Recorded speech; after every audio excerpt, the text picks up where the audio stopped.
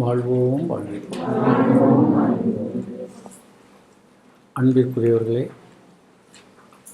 இன்றைய இரவு ஞானவெளி சிந்தனையில் நாம் சிந்திக்க இருப்பது உயிர். இன்றைய அருளமுதம் உயிர் பற்றிய சிந்தனை ஒவ்வொரு உயிருக்கும் தேவை இல்லையா? நம்ம உயிரை பற்றி நமக்கு தெரிய வேண்டாமா? இல்லை, என்னெல்லாமோ தெரிஞ்சு வச்சுருக்குறோம். ஒருவர்கிட்ட கேட்டால் உனக்கு என்ன தெரியும்னா ஸோ மெனி திங்ஸ், சம்மந்தம் இல்லாததெல்லாம் இருக்கும் இல்லையா? அதாவது நிறைய தெரிஞ்சு வச்சுருக்கணுன்ற ஒரு ஆர்வத்தில் நிறைய படிப்பாங்க, நிறைய புக்ஸ் ரீடிங் இருக்கலாம், நிறைய ட்ராவல்ஸ் பண்ணி அங்கங்கே போய் பார்த்து அவங்க சொன்னது இவங்க சொன்னதை கேட்டு தனக்கு தானே கற்பனை பண்ணி கொண்டு இப்படி நிறைய சேகரித்து வச்சுருக்கலாம். ஆனால் நமக்கு தேவையானது என்னன்னு கேட்டோம்னா உயிர் தான் வேணும் இல்லையா? உயிர் தான் வேணும். நமக்கு உடம்பு இருக்குது, ஆனால் அந்த உடம்பை இயக்குவதற்கு என்ன வேணும்? உயிர் வேணும். பட் நாம் இப்போ என்ன நினச்சிட்ருக்கோன்னா, உயிரோடு தானே இருக்கிறோம், இனிமேல் போய் எங்கே இன்னொரு உயிரை கடன் வாங்குறதா? 2 உயிரெல்லாம் மாற்றி மாற்றி ரீஃபில் பண்ண முடியுமா இல்லையா? இதுக்கு சேஞ்ச் பண்ண முடியுமான்னா ஒரு உயிர் தான். ஆனால் அந்த உயிரை பற்றிய ரகசியம் அதுதான் முக்கியம். அந்த உயிர் பற்றிய ரகசியம்னு சொன்னால் இப்போ சாதாரணமாக சிம்பிளாக சொல்லப்போனால் நான் நிறைய தடவை சொன்ன விஷயங்கள் தான். உயிர் நமக்குள்ளே இருக்குதுன்னு உலகம் பூரா சொல்லி கொடுத்துருக்காங்க. இதுவரை சொன்னவர்கள்லாம் உயிர் எங்கே இருக்குது? நம்ம உடம்புக்குள்ளே இருக்குது. உயிர் நமக்குள்ளே இல்லை இல்லையா? அப்போது நம்ம எப்படி இயங்குகிறோம் அப்படின்னு சொன்னால், உயிரினுடைய அந்த ஈர்ப்பு சக்தி அதில் நம்ம இயக்கப்பெறுகிறோம். அதான் உண்மை. இப்போ பூமி எப்படி சுற்றுது? பூமிக்குள்ளே சக்தி இருக்குது, அது வேறு. இப்போ நம்ம உடம்புக்குள்ளே சக்தி இருக்குது. இந்த சக்தி வேறு, உயிர் சக்தி வேறு. நம்ம இதையும் போட்டு குழப்பிக்கிறோம். அதான் ரொம்ப முக்கியம். நாம் குழப்பிக்கிறது என்ன பண்ணுறோன்னா, அப்போ நம்ம கண் பார்க்குது இல்லையா, காது கேட்குது இல்லையா, வாய் பேச முடியுது இல்லையா, அப்போ ஒன்று நம்ம சாப்பிட்டோன்னு சொல்லலாம் டைஜஷன் ஆகுது இல்லையா, இப்போ ஒரு இடத்துலேருந்து எழுந்து நடந்து ஓடுறோம், எல்லாம் பண்ணுறோம். அப்போ ஒரு பவர் வேணும் இல்லையா? பவர் இட்ஸ் டிஃபர் ஃப்ரம் உயிர். இதையும் குழப்பிடக்கூடாது.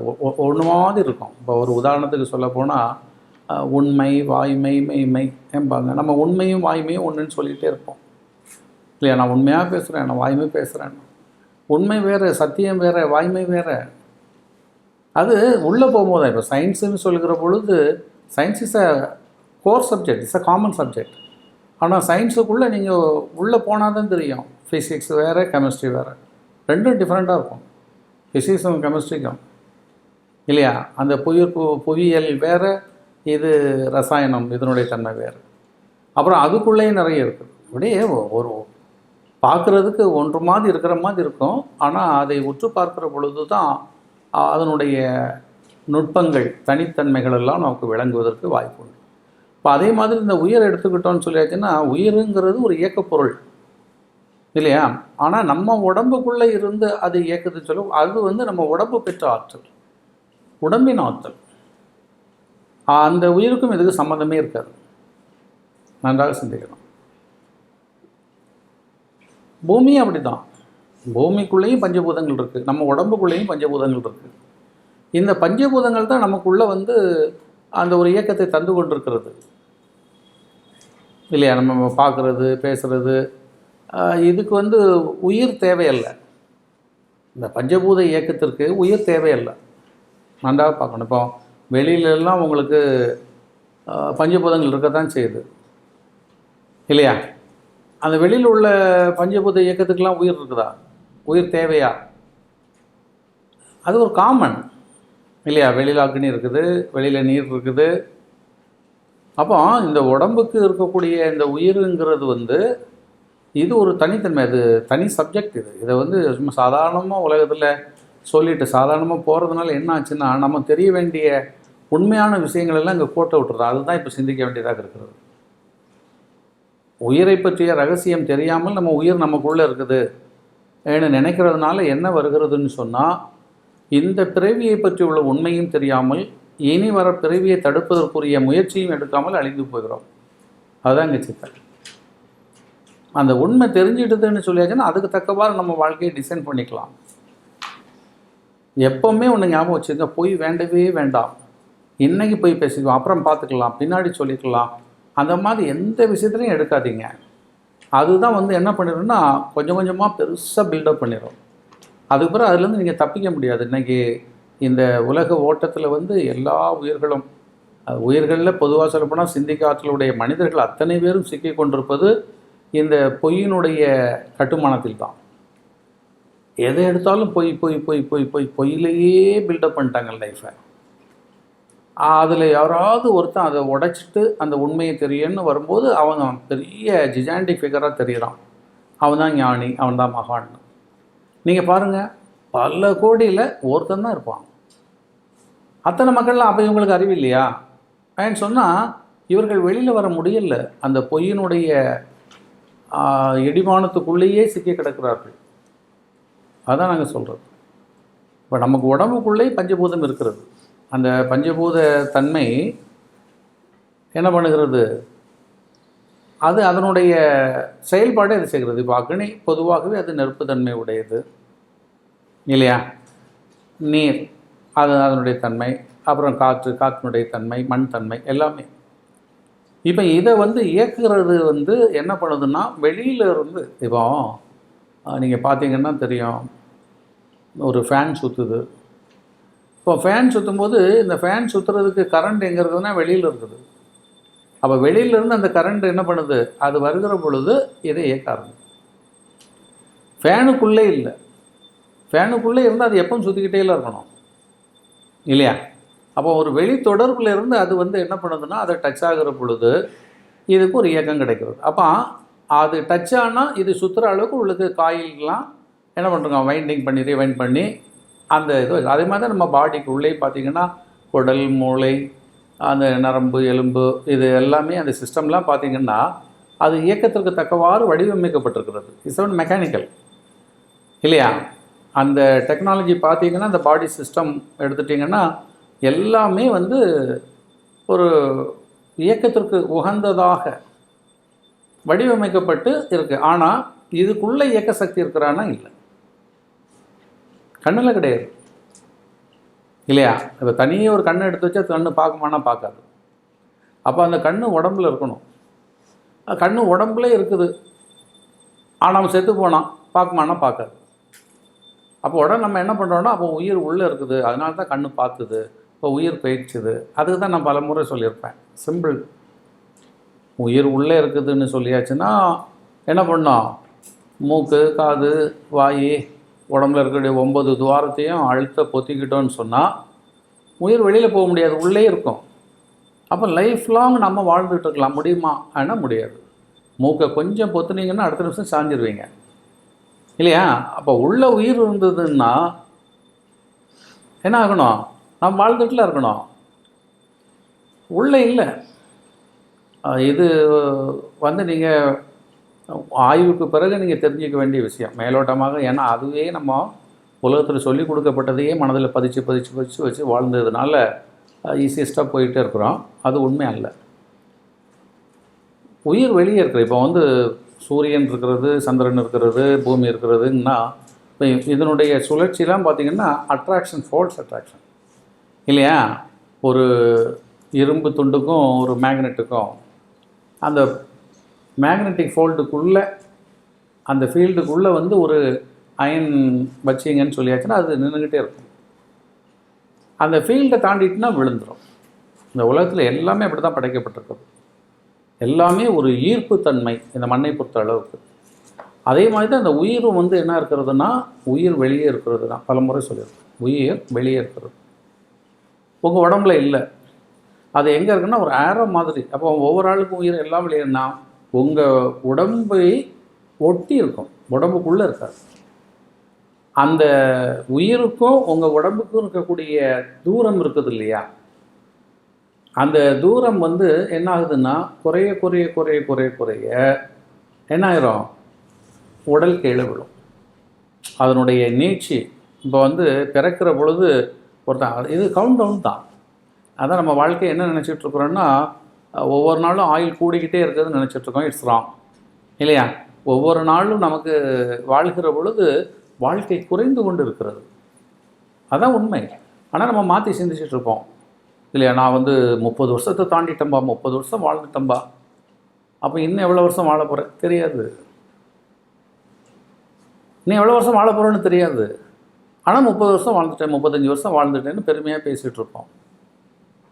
ஆனால் அங்கே உண்மை என்னன்னு பார்த்தீங்கன்னா, நீங்கள் பிறக்கின்ற பொழுது எவ்வளவு காலம் நீங்கள் வாழணும்ங்கிறது வந்து தீர்மானிக்கப்பட்டது. இதனுடைய லைஃப் ஸ்ட்ரக்சர், உங்களுடைய ஆயுள் தன்மை நிரூபணப்படுத்தப்பட்டது.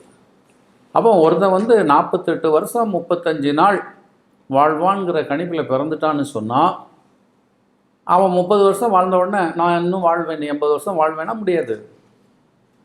இல்லை நான் வந்து இன்னொரு 5 வருஷத்துலேயே செத்து போனாலும் முடியாது. ஏன்னா இங்கே நம்ம எப்படி இருக்கிறோன்னா ஒரு கைதியாக இருக்கிறோம். ஆர்டர்ஸ்லாம் நம்ம கையில் கிடையாது. இந்த வாழ்க்கையை நம்ம முழுமையாக உணராததுனால தான் நம்ம என்ன பண்ணுறோம், ஒரு போலித்தனமான ஒரு வாழ்க்கையை வாழ்ந்து கொண்டிருக்கோம். அறிவுனுடைய நீட்சிக்கு அப்பால் இருக்கிறோம். அது ரொம்ப முக்கியம். ஆனால் அதை சிந்திக்கவும் விட மாட்டேங்கிறாங்க. நிறைய பேர் நம்ம என்ன பண்ணுறோன்னா ரொம்ப சிந்திக்கிறதுக்கும் விரும்ப மாட்டோம். ஈஸியஸ்ட்டாக போயிடணும், ரொம்ப சிம்பிளாக இருந்தால் நல்லா இருக்குமே நினைக்கிறோம். தப்பு. தெரிய வேண்டியதே தெரியலன்னா இல்லையா? அப்போ பார்த்திங்கன்னா அந்த ஒருவனுடைய பிறப்புங்கிற பொழுது, பிறக்கின்ற பொழுது அவனுடைய ஆயுள் வந்து ஒரு உதாரணத்திற்கு 45 வருஷம். அவன் பிறக்கிற பொழுதே அது தீர்மானிக்கப்பட்ட, அது வரை தான் வாழ முடியும். அப்போ இந்த 45 வருஷத்துக்கு நன்றாக கவனிக்கணும். இந்த 45 ஆண்டுக்கு உரிய நிகழ்வுகள், சிப் இல்லையா, அந்த டேட்டாஸ் எல்லாமே என்ன இருக்குதுன்னா எதில் இருக்கும்? மனதில். இப்போ அது ஒரு உதாரணத்துக்கு சொல்ல போனால், ஒரு சிடி இருக்குதுன்னு வச்சுக்கலாம், சிடியோ ஒரு டேப்போ, அந்த டேப்பில் ஒரு 10 பாடல் இருக்குது. அந்த 10 பாடல் அடங்கி ஒரு டேப், இல்லை 10 பாடல்கள் ஒரு சிடின்னு வச்சுக்கலாம். அப்போ இது வந்து ஒருத்தன் கொடுத்துட்டான்னா அந்த கேசட்டை அல்லது அந்த சிடியை நீங்கள் ஆப்ரேட் பண்ணிங்கன்னு சொல்லியாச்சுன்னா, அந்த 10 பாடல் ஓடுறது வரை அது இயங்கி கொண்டே இருக்கும். அந்த 10 பாடல் முடிஞ்சோடனே ஆஃப் ஆயிடும். 10 பாடல் முடிஞ்சோடனே அது ஆஃப் ஆயிடும் இல்லையா? அவ்வளோதான். ஆனால் அதில் வந்து நம்ம ரெண்டாவது முறை போட்டு கேட்கலாம். இது அந்த ஆப்ஷன்ஸ் இருக்குது. ஆனால் உடல் உயிரில் அந்த மாதிரி ஆப்ஷன்ஸ் இருக்கும். யூஸ் அண்ட் த்ரோ ஒரே டைம் தான். ஒரு முறை நீங்கள் கேட்டுட்டீங்கன்னு சொன்னால் அது முடிஞ்சிடும். அதுக்கு அடுத்த செக்டார், செகண்ட் லைஃப், இன்னொரு லைஃப் வரும். இதுதான் அந்த வாழ்க்கையினுடைய உண்மை. அப்போ அந்த 10 பாடல் வந்து உங்களுக்கு வந்து ஒலிக்கிறது வரைங்கும்போது நீங்கள் பாடலை போட்ட உடனேயே அதில் கவுண்டிங் இருக்கும் இல்லையா? ஒரு பாடலுக்கு 5 நிமிஷம்னு வச்சு 10 பாடல் 50 நிமிடம்னா முதல்ல அது ஓட ஆரம்பித்த உடனேயே 49, 48, 47ன்னு அப்படியே கவுண்டர் வந்துருக்கும். ஒரு பாட்டு குறைய குறைய குறைய லாஸ்ட்டில் வரும்போது 0ல் வந்தால் நின்றுருது. இதுதான் லைஃப். நம்ம இங்கே என்ன பண்ணிகிட்ருக்கோன்னா, நான் 1 வருஷம் வாழ்ந்துட்டேன், 2 வருஷம் வாழ்ந்துட்டேன், 4 வருஷம் வாழ்ந்துட்டேன்னு ஆட் பண்ணிக்கிட்டே போகிறோம். அது எங்கே போய் முடியுது தெரியாது இல்லையா? எவ்வளோ வருஷம் வாழ்கிறேன்னு ஆடிங் இல்லை, இது கவுண்டும் குறைஞ்சிட்டே போகிறது இல்லையா? இதை நம்ம முதல்ல சிந்திக்கணும். அப்போ நம்முடைய ஒருவன் பிறந்த உடனே அவன் இவ்வளவு காலம்தான் வாழ வேண்டும் என்கின்ற அந்த வாழ்க்கை அவனுக்கு வழங்கப்பட்ட காலம் இது எங்கே இருக்குதுன்னா மனதில் இருக்கிறது. ஒருவனுடைய மனதில் இருக்கிறது. அதான் அந்த சிடிங்கிற மாதிரி அந்த மனம் பதிவுகள் தான். இப்போ மனதை பற்றி வெளியில் சொன்னதெல்லாம் தப்பு. இங்கேயே நான் அதை உங்களுக்கு புரிய வைக்கிறேன் இல்லையா?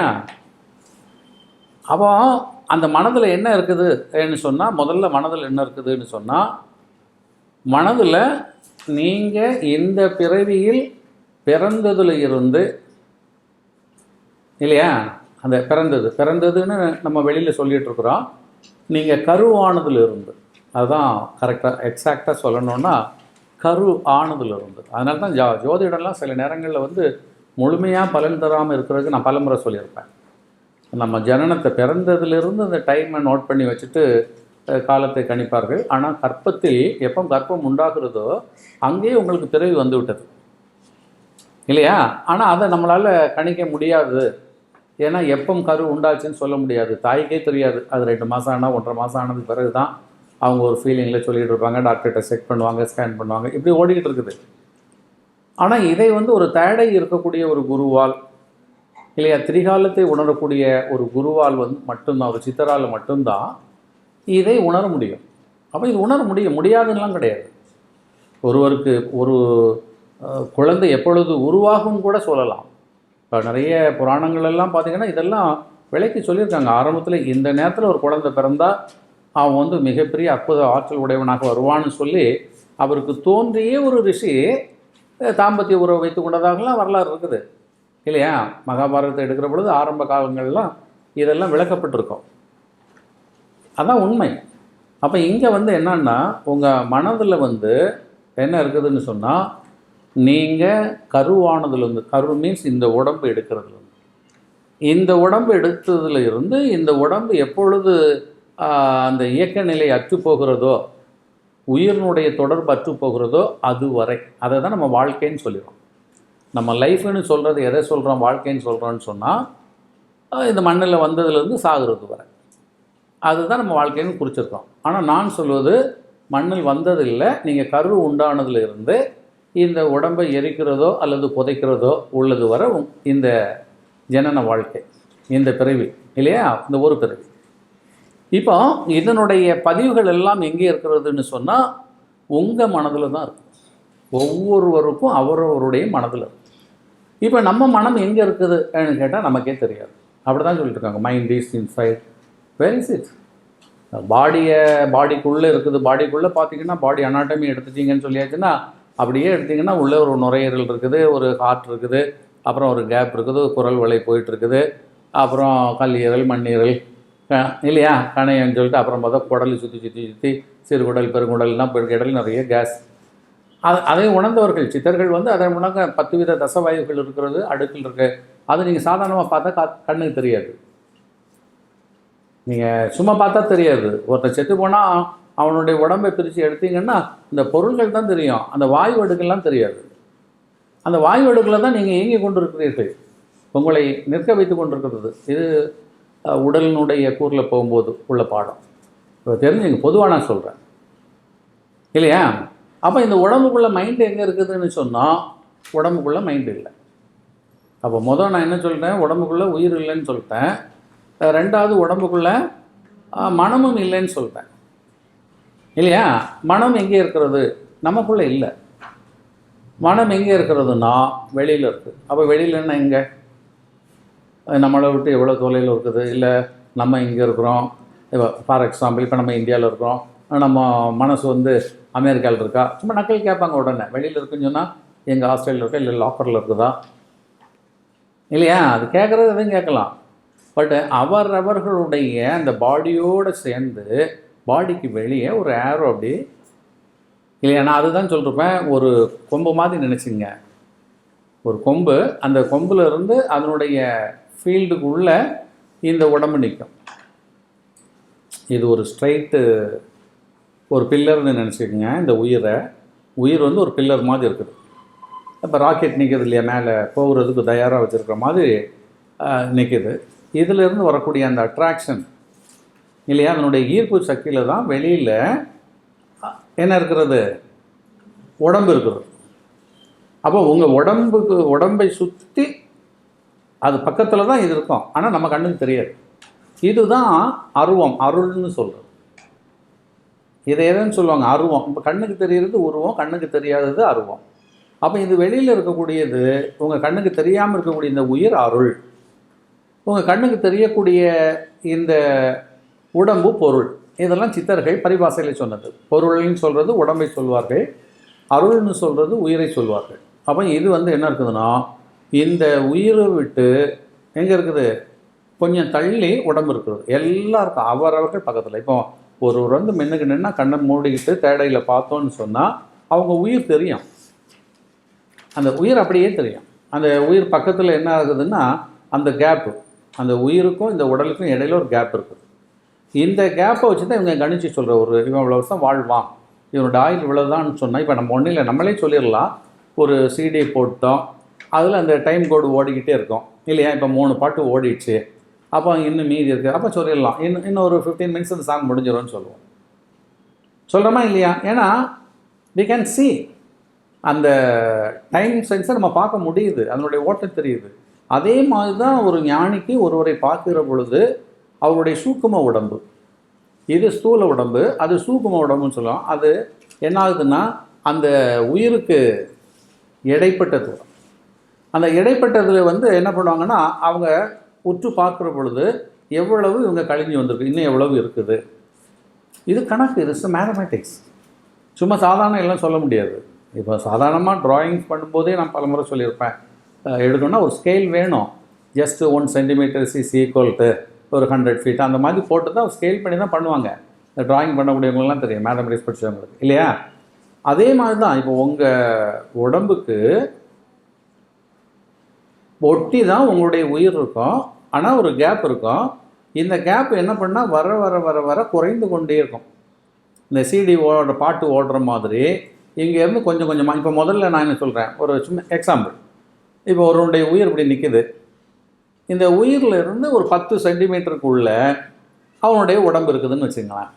இப்போ பிறந்த குழந்தை, இப்போ நான் பார்க்குறது உண்டு, சின்ன குழந்தைய அப்படி கொடுத்துட்டாங்கன்னா உடனே அதை தான் பார்ப்பேன்.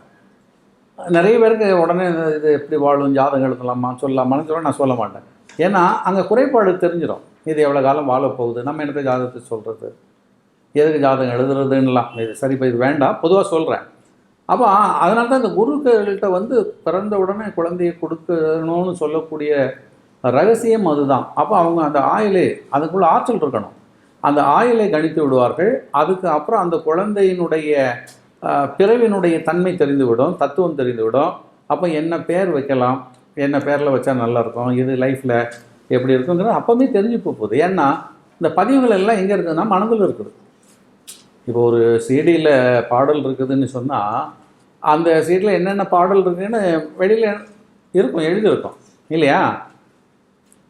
அப்போ அதை ரீட் பண்ண போகும்போது சரி என்னென்ன பாடல் இருக்குதுன்னு சொன்ன மாதிரி இவங்களுக்கு என்ன ஆகுன்னா மனதில் இருக்கக்கூடிய பதிவுகளை இவர்கள் என்ன பார்க்க முடியும், ஸ்கேன் பண்ணி பார்க்க முடியும். அப்போ அந்த 10 சென்டிமீட்டருக்குள்ளே முதல் சொன்னேன் இல்லையா, அப்போ உயிர் வந்து ஒருத்தன் பிறக்கிற பொழுது, ஒரு குழந்தை பிறக்கிற பொழுது உயிரில் இருந்து 10 சென்டிமீட்டர் தள்ளி அதனுடைய உடல் பயணித்து கொண்டே இருக்கும்.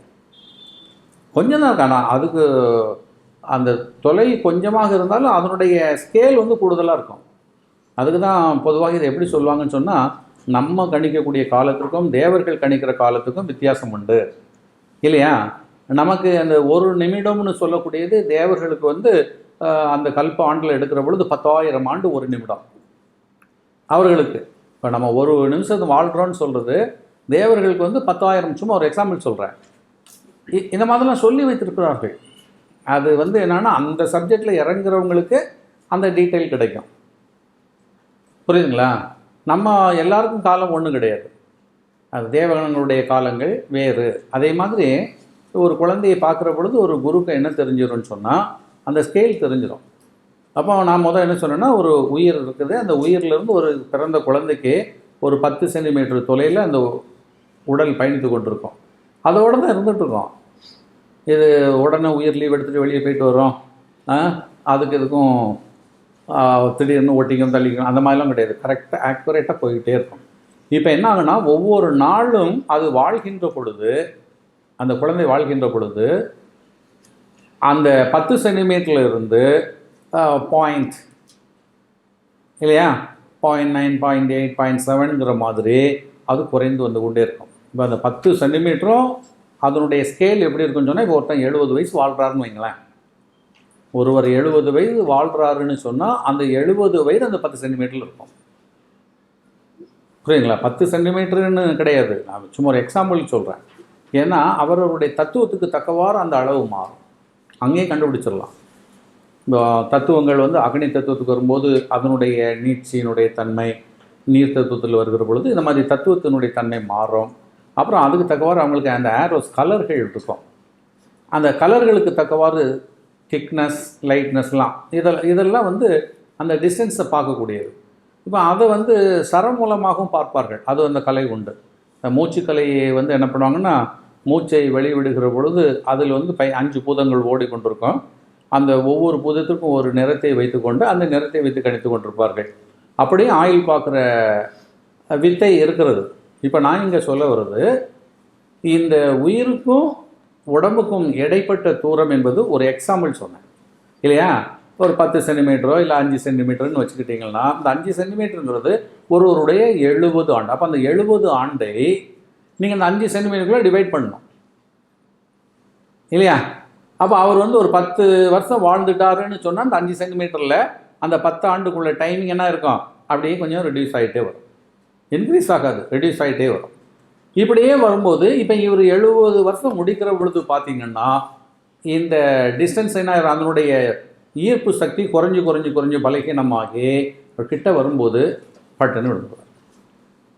இப்போ என்ன ஆகுதுன்னா, அந்த 70 வருஷம் அவருடைய ஆயுள் முடிக்கிற பொழுது அந்த ஈர்ப்பு சக்தி அற்று போய்விடும். அவ்வளோதான், அது ஓட்டம் எழுந்துக்கிட்டே இருக்கும். அந்த ஈர்ப்பு சக்தி அற்ற உடனே இந்த உயிர் என்ன ஆயிடுதுன்னா உடனே மேல் நோக்கி போயிடும். எங்கே போயிடுது? மண் உலகத்தில் வந்து அதை நான் ஏற்கனவே சொல்லியிருப்பேன். அப்படி மேலே நோக்கி போகிற பொழுது காற்று மண்டலத்தை தாண்டி வெற்று மண்டலத்துக்கு போகும் அப்படின்னு சொல்லியிருக்கிறேன். நம்ம வாழ்கிறதுக்கு நான் படித்தேன், நான் அங்கே போய் வேலை பார்த்தேன், காசு கிடச்சிது, அப்புறம் அவரை லவ் பண்ணேன், அப்புறம் கல்யாணம் கட்டினேன், நான் 4 பிள்ளையை பெற்றுக்கிட்டேன். இது லைஃபு இல்லை, நான் சொல்ல வரல. இது மேலே இதை வச்சு உங்களுக்கு எந்த பிரயோஜனமும் இருக்காது. You can't achieve anything. இது இந்த ஒரு உடம்புக்குள்ள வாழ்க்கை.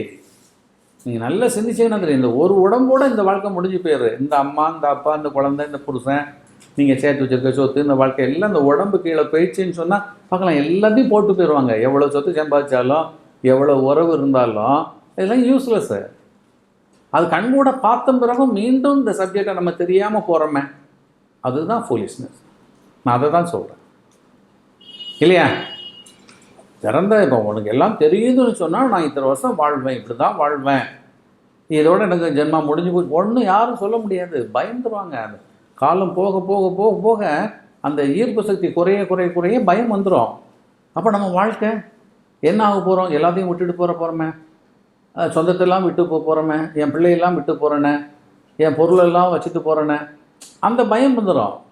இந்த பொருள் எல்லாம் இங்கே மண்ணில் எடுத்தது தானே, யாருக்குள்ளதை எடுத்து வச்சு யார் கொண்டாடுறது? அப்போ சுத்தமாக அவங்க அறிவே இல்லாமல் வாழ்ந்து கொண்டிருக்கிறார்கள். அப்போ அவங்க நான் 70 வருஷம் வாழ்ந்தேன்னு சொல்கிறதில்ல எந்த அர்த்தமும் இல்லையே. தெருவில் பிள்ளை விளையாடிட்டு வந்த மாதிரி 2 மணி நேரம் விளையாடிட்டு வருது, என்ன லாபம்? நேரம் போயிருக்கும்.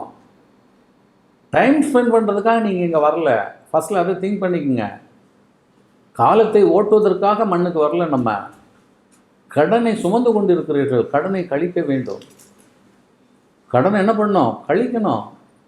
உங்கள் டெபிட் அக்கௌண்ட்டு இல்லையா, கிரெடிட் அக்கௌண்ட்டு ரெண்டும் என்ன ஆகணும்? பேலன்ஸ் ஆகணும். அப்போ வாங்கின கடனை, இப்போ அம்மா இருக்கிறாங்க, அம்மாவுக்கும் நமக்கு இருக்கக்கூடிய உறவு, அப்போ அம்மாவுக்கு நாம் கடன் பட்டிருக்கோமா, அம்மா நமக்கு கடன் பட்டிருக்கிறாளா? இப்போ அம்மா என்ன பண்ணுவாங்க? நமக்கு வேண்டிய கடனை முடித்த உடனே அந்த அம்மா கிளம்பிடும். அப்புறம் நாம் நம்ம பிள்ளைக்கு வேண்டிய கடன் முடித்தோடனே நாம் போயிடுவோம். இதுதான் நடந்து கொண்டே இருக்கிறது. சும்மா சொந்தம்னு சொல்லிடலாம் உங்களுக்கு ஒன்றும் அக்ரிமெண்ட்டில் வரல, எல்லாம் கடன்காரங்க. இதெல்லாம் நான் பல உபதேசங்களை உங்களுக்கு சொல்லிட்டேன். இப்போ நான் அதை டீட்டெயிலாக சொல்ல போகலை. பட் இப்போ ஷார்ட்டஸ்ட்டாக சொல்கிறேன். இப்போ இதை நீங்கள் திங்க் பண்ண வேண்டியது என்னென்னா, ஒரு உயிர், அந்த உயிருக்கு வந்து உடம்பு கிடைக்கிறது எப்படின்னு சொன்னால் அந்த உயிரில் இருக்கக்கூடிய மனதை வச்சு தான். அப்போ இந்த உயிரில் என்னெல்லாம் இருக்குதுங்கன்னா, ஒரு உயிரில் அதனுடைய ஆன்மா இருக்கும், அப்புறம் அறிவு இருக்கும், அப்புறம் மனம் இருக்கும் இல்லையா? மொத்தம் 4 பொருள்கள். அதுதான் பொதுவாக சொல்லுவாங்க, நல்லது கெட்டதுக்கு 4 வேணும்னு சொல்கிறது அதுதான் இல்லையா? நீங்கள் நல்லபடி வாழ்ந்தாலும் சரி தான், கெட்டபடி வாழ்ந்தாலும் சரி தான், என்ன வேணும்? இந்த 4 இருந்தால் தான் மண்ணில் வாழ்க்கையே. எதெல்லாம்? உயிர், ஆன்மா, அறிவு, மனம் இல்லையா? இப்போ இந்த மனதில் தான் என்ன இருக்குதுன்னா உங்கள் ரெக்கார்டு இருக்குது. It's a file. உங்கள் ஃபைல் எல்லாம் இட்ஸ் அ ரெக்கார்டு, ஸ்டோர். மனம் தான் ஸ்டோர். அப்போ அந்த மனதில் வந்து என்ன இருக்குதுன்னு சொன்னால் அத்தனை பதிவுகளும், எந்த பதிவுலாம் இருக்குதுன்னு சொன்னால் இந்த ஒரு பிறவிக்கு உள்ளது அல்ல. அதை நீங்கள் பார்க்கணும். ஏன்னா இந்த மனம் எங்கேருந்து உங்கள்கிட்ட ஸ்டார்ட் ஆகுதுன்னா, ஃப்ரம் டே ஸ்டார்டிங் பாயிண்ட் எங்கே, இறையிட்டிருந்து நீங்கள் வருகிறதுலேருந்து மீண்டும் இறை நோக்கி செல்வது வரை இந்த மனம் உங்களோடு பயணிக்கும். இதெல்லாம் நான் ஏற்கனவே சொன்னது தான், ஆனாலும் நான் மீண்டும் ஞாபகப்படுத்துகிறேன்.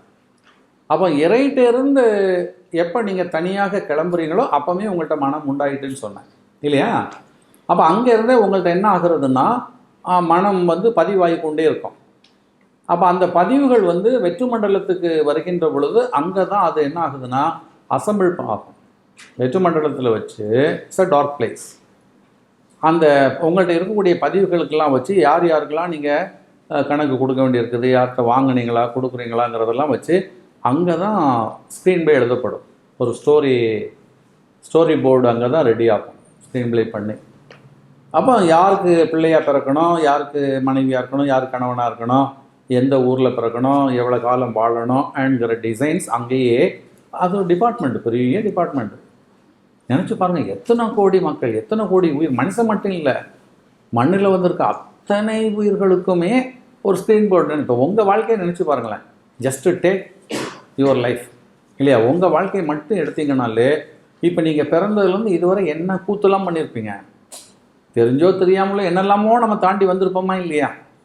அப்போ உங்களுக்கு எவ்வளோ டிசைன் பண்ணப்பட்டிருக்குது, என்னெல்லாம் நடந்திருக்குது. நான் நினைக்காமல் நடந்தது, நான் நினச்சி நடந்தது, இப்படி ஆச்சுது அப்படி ஆச்சுது, என்னெல்லாம் கொஞ்சம் திங்க் பண்ணுவாங்க. உங்கள் ஒரு ஆளுக்கு இவ்வளோன்னா உங்கள் வீட்டில் இருக்கக்கூடிய அம்மாவுக்கு அப்பாவுக்கு தங்கச்சிக்கு அப்படி ஒவ்வொன்றா பார்த்தீங்கன்னா எவ்வளவு. அப்போ இவ்வளவு டிசைன்ஸை ரெடி பண்ணால் நேச்சர் இஸ் அ கிரேட். அப்போ தான் நம்ம இந்த உண்மையெல்லாம் தெரியாததுனால நேச்சரையே நம்ம என்ன பண்ணுறோம், பீட் பண்ணுற மாதிரி, சேலஞ்ச் பண்ணுற மாதிரி லைஃப்பில் வாழ்ந்துட்டு அழிஞ்சிட்டு இருக்கோம். முட்டாள்தனம், இட்ஸ் அ ஃபூலிஷ்னஸ் இல்லையா? நேச்சரை நீங்கள் திங்க் பண்ணவே முடியாது, இட்ஸ் இம்பாசிபிள். நல்லா ஞாபகம் வச்சுங்க. அப்போ ஒரு தனிப்பட்ட மனிதனுடைய வாழ்க்கையிலேயே அவருடைய டில் டெத்து வர உள்ள லைஃபுக்கு எவ்வளோ ஈவெண்ட்ஸு. ஒரு நாளைக்கு வந்து 24 மணி நேரத்தில் 24 மணி நேரம்னு சாதாரணமாக சொல்ல போகிறோம். 24 மணி நேரத்தில் உங்களுடைய தாட்ஸு அதுக்கு அளவே கிடையாது. ஒரு நிமிஷத்தில் எங்கெங்கெல்லாமோ என்ன கூத்தெல்லாம் போயிட்டு வந்துடும், எங்கெல்லாமோ பறந்துட்டு வந்துடும், கோவப்படும், அழும், சிரிக்கும், ஓடும் இல்லை? எவ்வளவு கற்பனைகள் உங்கள்கிட்ட உண்டாகிட்டே இருக்குது. அப்போ இதெல்லாம் யாரை சார்ந்த, உங்களை சார்ந்தது. அவ்வளவு உண்டாகிட்டு இருக்குது. இதெல்லாம் வந்து கிளாஸஸ் பண்ணி உங்களுக்கு சொல்லக்கூடிய விஷயம். சும்மா சொன்னாலாம் புரியாது இல்லை, நீங்களாக நீங்கள் திங்க் பண்ணாலும் முட்டிடும். பட் ஓரலாக சொல்கிறேன், ஜஸ்ட்டு திங்க் பண்ணிக்கோங்க. அப்போ இந்த மனதில் வந்து நீங்கள் பிறந்ததுலேருந்து என்ன இல்லை, இறையிட்டமிருந்து வந்ததுலேருந்துன்னு நினச்சிக்கணும். அது வர ஃபுல்லாக. அப்போ ஒரு சீடி இல்லை, நிறைய சீடி இருக்கும். எதில் இருக்கும்? மனதில் வந்து நிறைய ஈவெண்ட்ஸ் அதெல்லாம் பதிஞ்சிருக்கும். ரெண்டாவது இப்போவும் சீடி ஓடிக்கிட்டே இருக்கும்னு சொன்னேன், சொல்லியிருக்கேனா இல்லையா? அப்போ இந்த ஒரு வாழ்க்கைக்கு மட்டும் உள்ள சீடி இப்போ ஓடிக்கிட்டு இருக்குது. இனிமேல் உள்ளதுக்குள்ளது உங்கள்கிட்ட இருக்கக்கூடிய அந்த தரவுகள்னு சொல்லுவோம் இல்லையா, கலெக்ஷன்ஸ். உங்களுடைய இனிமேல் நீங்கள் அனுபவிக்கக்கூடியது, அடுத்த அம்மா யார், அப்பா யார், அடுத்தது புருஷன் யார், பிள்ளை யார், பொண்டாட்டி யார், அடுத்தால அது இங்கே இப்போ தெரியாது. ஆனால் அதுக்குள்ள கடன்லாம் இருக்கும். இந்த கடனை வச்சு தான் அவங்க என்ன பண்ணுவாங்க, யார் யார்கிட்ட லிங்க் பண்ணலான்னா அது அங்கே தான் டிசைட் பண்ணப்படும், இங்கே பண்ண முடியாது. புரியுதா உங்களுக்கு? இப்போ நான் அப்போ அடுத்தால யாருக்கு அப்பாவாக வருவேன், யாருக்கு அம்மாவை வந்துடுவேன், இல்லை எங்கே பிறப்பேன், அதுக்கெல்லாம் வாய்ப்பே கிடையாது. ஏன்னா இது டிசைட் பண்ண போகிறது வந்து எங்கள் வெற்று மண்டலத்தில் தான். அப்போ இப்போ வந்து இந்த இதை சொல்லலாம். பட் உங்கள்கிட்ட என்ன இருக்கும்னு சொல்லியாச்சுன்னா இருக்கும். அந்த ஈவெண்ட்ஸ் நீங்கள் பண்ண தப்பு தவறுகள் எல்லாம் இருக்குது இல்லையா, அந்த பதிவுகள், மனப்பதிவுகள், டேட்டாஸ், இந்த கலெக்ஷன் ஆஃப் டேட்டாஸ் நிறைய இருக்கும்.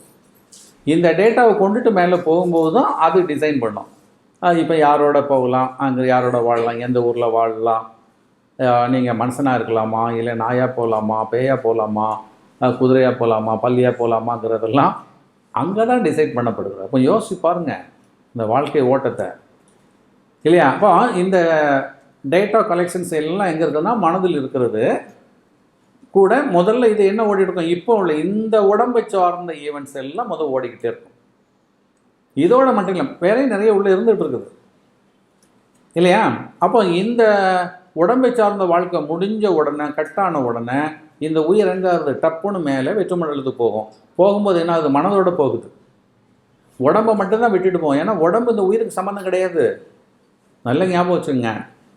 நம்ம இந்த உயிர் நமக்குள்ளதுன்னு பேசியிருப்போம். அதனால தான் மகான்கள் என்ன சொன்னாங்கன்னா, தெய்வங்கள்கிட்ட, கடவுள்கிட்ட அருளை வேண்டு, அருள் கேளுப்பா, அருளை வேண்டுன்னு சொன்ன காரணம் என்னன்னா, உயிரை வேண்டுன்னு மறைமுகமாக சொன்னாங்க. அந்த அருள்னு அந்த காலத்தில் சொல்லப்பட்டது உயிர், பொருள்னு சொன்னது உடம்பு. அதனால பார்த்தீங்கன்னா, கோயிலில் போய் சாமிகிட்ட போய் மகான்கள்கிட்ட போய் நீங்கள் வேண்ட வேண்டியது அருள் தான் சொல்லுவாங்க. ஆனால் நீங்கள் அருள் என்ன நினைக்கிறீங்க? அருளை கொடுன்னு சொல்லிட்டு பணத்தை கேட்பீங்க. அருளை கொடுன்னு சொல்லிட்டு நல்ல குடும்பத்தை வேணும், நல்ல உறவு வேணும், கார் வசதியோடு வாழணும், பதவியில் வேணும், இந்த மாதிரி கற்பனை பண்ணிகிட்டு இருப்பீங்க. அதுவல்ல அருள். இந்த ஊர் வேணும், கார் வேணும், பொண்டாட்டி வேணும், பிள்ளை வேணும், இந்த குடும்பம் வேணும், பதவி வேணும்னு கேட்குறது எல்லாம் பொருள். இதெல்லாம் கண்ணுக்கு தெரியக்கூடிய விஷயங்கள். It's a visible things, it's a material life இல்லையா? அருள் என்பது என்னது? பவர், ஆக்டிவேஷன் இல்லையா? அது லைஃப் ஃபோர்ஸ், அது உயிர். அது இருந்தால் தான். இப்போ இதில் நீங்கள் முதல்ல தெரிஞ்சிக்க வேண்டிய விஷயம், முக்கியமான விஷயம் என்னன்னா, உங்கள் வாழ்க்கையில் இந்த ஒரு உடம்பு கிடையாது. இதே நீங்கள் இப்போ தெரிஞ்சுக்கணும். உங்களுக்கு இந்த ஒரு உடம்பு கிடையாது. இப்போ இந்த உடம்பு இப்போ நமக்கு வந்திருக்குது. நம்முடைய இப்போ ஏதாவது ஒரு தப்பு பண்ணியிருப்பான், ஜெயிலில் தூக்கி போட்டு ஒரு 3 மாதம் போட்டிருப்பான். 3 மாதத்துக்கு அந்த ஜெயிலில் போய் இருந்துக்கிட்டு அதை முடிச்சுட்டு வெளியில் வந்துடுவான். வெளியில் வந்துடுதான், அந்த 3 மாதம் வரதான் இல்லையா? அதோட லைஃப் முடிஞ்சு போச்சு அங்கேருந்து. அப்போ அதுக்கு அடுத்தது 2வது வேறு ஏதாவது தப்பு பண்ணான்னா அடுத்தால போவோம். அது ஒரு 12 வருஷம், இன்னொருத்தன் 7 வருஷம், இப்படி போயிட்டே இருக்கிற மாதிரி உங்களுடைய தப்பு தவறுகளுக்கெல்லாம் உடம்பு என்ன வழங்கப்படுகிறது. அப்போ இந்த ஒரு உடம்பு கிடையாது. இதுக்கு முன்னாடி நான் தான் இதெல்லாம் சொல்லப்பட்ட விஷயங்கள். உங்களுக்கு ஒரு மனிதனாக பிறக்கணும்னா அதுக்கு முன்னாடி அவன் என்னவாக இருக்கணும்? தாவரமாக இருக்கணும். தாவரத்திலிருந்து தான் மனித உடல், மனித பிறப்பு அடுத்தால வரும். அதே போல் மனிதன் இறந்துட்டான்னா உடனேயே அடுத்த மனித பிறவியும் வராது. அதையும் நான் உங்களுக்கு சொல்லியிருப்பேன் இல்லையா? அது ஏன்னு கேட்டாச்சுன்னா, உங்களுக்கு வழங்கப்பட்ட இந்த உடம்பை வைத்து நீங்கள் என்ன பண்ணலை? முறையாக நீங்கள் வாழவில்லை. இப்போ அதுக்கு தான் நான் உதாரணம் சொல்லுவோம். ஒரு கம்பெனியில் ஒருத்தன் வேலை பார்க்குறான், அவன் ஒரு மேனேஜர் போஸ்ட்டில் இருக்கான். அந்த மேனேஜர் போஸ்ட்டில் அவன் சரியாக அதை மெயின்டைன் பண்ணாமல் ஏதாவது ஊழல் பண்ணவோ, தப்பு பண்ணவோ ஏதாவது செய்தான்னு சொன்னால் அவனுக்கு மெமோ கொடுத்து என்ன பண்ணுவாங்க? பெனால்ட்டி. அவனை என்ன பண்ணுவாங்க? அந்த பதவியிலேருந்து கீழே தள்ளிடுவாங்க. மீண்டும் அவனை கொண்டு என்ன பண்ண மாட்டாங்க? மேனேஜர் போஸ்ட்லேயும் வைக்க மாட்டாங்க, அதுக்கு மேல் போஸ்ட்டும் கொடுக்க மாட்டாங்க. என்ன பண்ணுவாங்க? ஒன்று சஸ்பெண்ட் பண்ணுவான், அல்லது பதவியை குறைத்து வைப்பாங்க. அதே மாதிரி தான் நீங்கள் மனிதனாக இந்த கிடைத்த இந்த உடம்பில் வாழ்கின்ற பொழுது முறையாக உங்களுடைய வாழ்க்கையை நீங்கள் வாழலைன்னு சொன்னால், இந்த டெத்து ஆன உடனே இதில் வாழ்வீங்க. இந்த உடம்பில் இந்த பிறவியை நீங்கள் முடிப்பீங்க. இது முடித்த உடனே என்ன ஆகும்னா, அடுத்த பிறவிக்கு போகும்போது மனித பிறவி உங்களுக்கு வழங்கப்பட மாட்டாது. அங்கே இருக்கக்கூடிய ஈவெண்ட்ஸ் எல்லாம் வச்சு என்ன பண்ண முடியாது? மனித பிறவி கொடுக்க மாட்டாங்க. அப்படி நீங்கள் மனிதனாக வர்றதுக்குள்ள வாய்ப்புகள் இருந்தால் கூட பின்னாடி தள்ளிடுவாங்க. தள்ளி தான் உங்களுக்கு கொடுக்கப்படும். புரியுதுங்களா? அப்போ மனிதனாக இறந்த உடனே அடுத்தால மனுஷனாக வர முடியாதுங்கிறதுனால தான் மகான்கள் பயப்படுவாங்க. அரிதறிது மனிதராய் பிறத்தல் அரிது இல்லையா? இந்த உடம்பு கிடைச்சது ரொம்ப அபூர்வம். இந்த உடம்பு கிடைச்சதுனால தான் இவ்வளோ சுகங்கள். இந்த சுகங்களை விடுங்க, இறைவனை சிந்திக்கிறதுக்கும் இறைவன்கிட்ட போகிறதுக்கும் நம்ம முயற்சி பண்ண முடியுது. வேறு எந்த உருவத்துலேயும் முடியாது. ஒரு பள்ளி திங்க் பண்ணுறதில்ல, ஒரு நாய் திங்க் பண்ணுறதில்ல, ஒரு ஆடு திங்க் பண்ணுறதில்ல இல்லையா? அப்போ அந்த 6வது அறிவில் சிந்திக்கிற பொழுது தான் 7வது அறிவை நோக்கி நம்ம பயணிக்க முடியும். அப்போ அந்த 6th சென்ஸு நமக்கு கிடைச்சது ஒரு பெரிய அற்புதம். அதனால தான் இந்த வாய்ப்பை நம்ம விட்டுறக்கூடாதுன்னு மகான்கள் எல்லாம் சொன்னது. அப்போ இந்த உடம்பில் நீங்கள் வாழ்கிற பொழுது இது ஒரு உடம்பு உங்களுக்கு. இதே மாதிரி என்ன பண்ணியிருக்கோம்? உங்கள்கிட்ட மனதில் இருக்கக்கூடிய பதிவுகளுக்கு தக்கவாறு நிறைய உடம்புகள் எடுத்திருப்பீங்க. இதுக்கு முன்னாடி எத்தனை உடம்புன்னு சொல்ல முடியாது. அது யாராலும் கணிச்சு சொல்ல முடியாது. ஏன்னா அதெல்லாம் முடிஞ்சு போன விஷயங்கள் இல்லையா? அதே மாதிரி இன்னுமேல் நீங்கள் எத்தனை பிறவிக்கு போவீங்கன்னு சொல்ல முடியாது. அது நீங்கள் போகாமல் நிறுத்துறதுக்கும் வாய்ப்பு இருக்கிறது. இல்லை புது கர்மா பண்ணிட்டும் கூட அடுத்தால உங்களுக்கு பிறவி இல்லைன்னு சொன்ன பிறகு கூட நீங்கள் ஏதாவது தப்பு பண்ணிட்டு புது கர்மா வந்துருச்சுன்னா அதுக்கும் மீண்டும் பிறவி வர்றதுக்கு வாய்ப்பு உண்டு. நான் தான் சொல்லியிருப்பேன். கோர்ட்டில் வந்து இவன் நல்லவன் சொல்லி அவனை டிஸ்மிஸ் பண்ணி விட்டுறாங்க இல்லையா, எந்த தவறும் இல்லை, வேற அவன் நல்லவன்னு சாட்சியே கொடுக்குறாங்க. கொடுத்து அவன் வெளியில் வரான். வெளியில் வந்த உடனே கோர்ட்டுக்கு வெளியிலே ஒருத்தனை வெட்டிட்டான்னு வச்சுங்க, அவனை நல்லவன்னு சொல்ல முடியுமா? அடுத்த நிமிடம் ரெண்டாவது உள்ளே போயிட வேண்டியது தான் இல்லையா? அப்போ நல்லவன்னு சொன்னால் நீங்கள் டில் டெத்து வரை தப்பு பண்ணாமல் இருக்கணும் இல்லையா? அப்போ தான் அடுத்த பிறவி போகும்போது நல்லவனாக போக முடியும். நன்றாக சிந்திச்சுக்கணும். அப்போ இந்த பிறவிகளெல்லாம் எப்படி உங்களுக்கு உண்டாகிறதுன்னு சொன்னால் கர்மானால். அதை நான் முதல் சொல்லியிருப்பேன், முன்னாடியே பல முறை சொல்லினது. கர்மானால் தான் இந்த பிறவி. அதான் பெருமைக்கும் என்னை சிறுமைக்கும் தத்தம் கர்மமே கட்டளைகள் திருவள்ளுவரான்னு சொல்லியிருப்பார் இல்லையா? அப்போ இந்த பிறவி வருவதற்கு காரணம் நீங்கள் பண்ணின நல்லது கெட்டது. அப்போ நம்ம எதில் கவனமாக இருக்கணும்னா, நம்ம செய்யக்கூடிய நல்லது கெட்டதில் ரொம்ப கவனமாக இருக்கணும். கெட்டது பண்ணுனா என்ன வரும்? அது நெகட்டிவ், நம்மளை வந்து ரிடியூஸ் பண்ணோம். நல்லது பண்ணால் மேலே போகும். அவ்வளோதான், ஞாபகம் வச்சுங்க. லைட் திங்ஸ் வந்து நம்மளை மேலே ஃப்ளை பண்ண வைக்கும். ரொம்ப ஹார்டு ஹெவியரான திங்ஸ்லாம் கீழே டவுன் பண்ணும். இது மண்ணை நோக்கி வைக்கும். அப்போ நம்ம மண்ணிலே பிறக்கிறதா விண்ணை நோக்கி போகிறதாங்கிற ஒரு கேள்வி வருகிற பொழுது பறக்கிற ஃப்ளை பண்ணுற அளவுக்கு நம்மள்ட்ட என்ன இருக்கணும்னா வெயிட்லெஸ் திங்ஸ். அதுதான் கர்மா இல்லாத ஒரு மனப்பதிவுகள் இருக்கணும். கர்மாவே இருக்கக்கூடாது. இப்போ இந்த கர்மாங்கிறது என்னன்னு சொன்னால் தப்புந்தவர்கள், அதுதான் கர்மா. குற்றங்கள், பிழைகள். இப்போ அடுத்தவன் உங்களை பார்த்து திட்டுனா, உங்களை அடிக்க வந்தான், உங்களை பார்த்து அவன் அழுதான், உங்களை வெறுத்தான், உங்களை பகைத்தான்னு சொன்னால் கர்மா இல்லையா? உங்களை கண்டுக்கவே இல்லை, உங்களை புகழ்ந்தான், உங்களை விட்டு டிஸ்டர்ப் பண்ணலைன்னு சொன்னால் அது கர்மா இல்லை, நல்ல கர்மா. அங்கே நீங்கள் புரிஞ்சுக்கலாம். அதுக்கு தான் சொன்னது வந்து யார்கிட்டையும் கோவப்படக்கூடாது, பொய் சொல்லக்கூடாது, அடுத்தவங்க பொருளுக்கு ஆசைப்படக்கூடாது, அடுத்தவர்களை இம்சிக்கக்கூடாது இல்லையா, அடுத்த சுதந்திரத்துக்குள்ளே நுழையக்கூடாதுன்னெலாம் சொல்லப்பட்ட காரணம் என்ன? இந்த கர்மா உண்டாகிறது. இப்போ நம்ம லைஃப்லேயே நம்ம பாருங்கள், சாதாரணமாக நம்ம ஒரு வார்த்தையை கொஞ்சம் அப்படி தப்பாக பேசிட்டேன்னா பக்கத்தில் இருக்கவங்க நான் முறைக்க ஆரம்பிச்சிருவாங்க, எதிர்க்க ஆரம்பிச்சிருவாங்க இல்லையா? அப்போ அங்கே கர்மா வந்துடுச்சு. ஸோ ஒரு பகை வந்துடுச்சு, ஒரு எனிமிட்டி. இப்போ இந்த பகை வந்து உடனே முடியலாம், நீண்டுக்கிட்டும் போகலாம். அது உங்களுடைய அந்த அதனுடைய வைபிலிட்டிஸை பொறுத்து இருக்குது. யார்கிட்டனா நீங்கள் எதிர்பார்ட்டி, நீங்கள் திட்டின ஆள் வெயிட்லெஸ்ஸாக இருந்தான்னு சொல்லியாச்சுன்னா அவன் கொஞ்சம் முறைச்சிட்டு 2 திட்டு போயிடுவான். அவனே கொஞ்சம் வெயிட்டானவனாக இருந்தான்னா டக்குன்னு ஒரு 4 பேரை கூப்பிட்டு வந்து ஒரு கேங்கை கூப்பிட்டு வந்து உங்களை கேங்ஸ்டரை வச்சு உங்களை அடிக்க ஆரம்பிப்பான். இன்னும் கொஞ்சம் ஒரு மாதிரி இருந்ததுன்னா உங்கள் மேலே கேஸை போட்டு உங்கள் லைஃப் லாங் உங்களை டிஸ்டர்ப் பண்ணிக்கிட்டே இருப்பான் இல்லையா? அப்போ நீங்கள் யார்கிட்ட மோதுறீங்களோ அவங்க கர்மா உங்களை சார், உங்கள் கர்மா மட்டும் இல்லை. அதனால தான் ஞானிகள் என்ன பண்ணாங்கன்னா வாயை பொத்துறது, கண்ணை பொத்தி, காதை பொத்தி, மூக்கை பொத்தி, கையை கட்டிட்டு அப்படியே உட்கார்ந்துருக்க காரணம் என்னன்னா, மூச்சு காற்று கூட அடுத்தவங்கள்ட்ட போகும்போது என்ன உண்டாகும்? கர்மா உண்டு பண்ணும் இல்லையா? அப்போ கொஞ்சம் யோசிச்சு பாருங்கள். இந்த மண்ணில் இந்த கர்மான்னு சொல்கிறது யாருன்னா நம்ம கூட இருக்க கூட்டங்கள் தானே. அவங்கள்ட்ட இருந்தானே நமக்கு உண்டாகுது. நம்ம இதை போய் பெரிய உறவு சுகம்லாம் நினச்சிக்கிட்டு இருந்தா அவங்களுக்கு பிடிக்கிற வரை நீங்கள் நல்லவங்க, அவங்களுக்கு பிடிக்கலான்னு நீங்கள் கெட்டவங்க. நம்ம நினைக்கிறோம் நல்லது செய்தால் நம்ம வாழலான்னு. நல்லது செய்யும்போது கூட கெட்டதாயிருமே இல்லையா? ஒருத்தனுக்கு போய் நீங்கள் போய் ஏதாவது ஒரு சப்போர்ட் பண்ண போகிறீங்க, உடனே அவன் கேட்பான் எனக்கு என்ன இல்லையா, உன்னை கேட்டேனாம்பா. என்ன பண்ணுவீங்க? நீங்கள் நல்லது பண்ணாலும் கூட தேவையில்லாமல் எதுலையுமே இறங்கக்கூடாது. அதுக்கு தான் லைஃப்பில் என்ன வேணும்னா ஒரு டிசிப்ளின் வேணும்.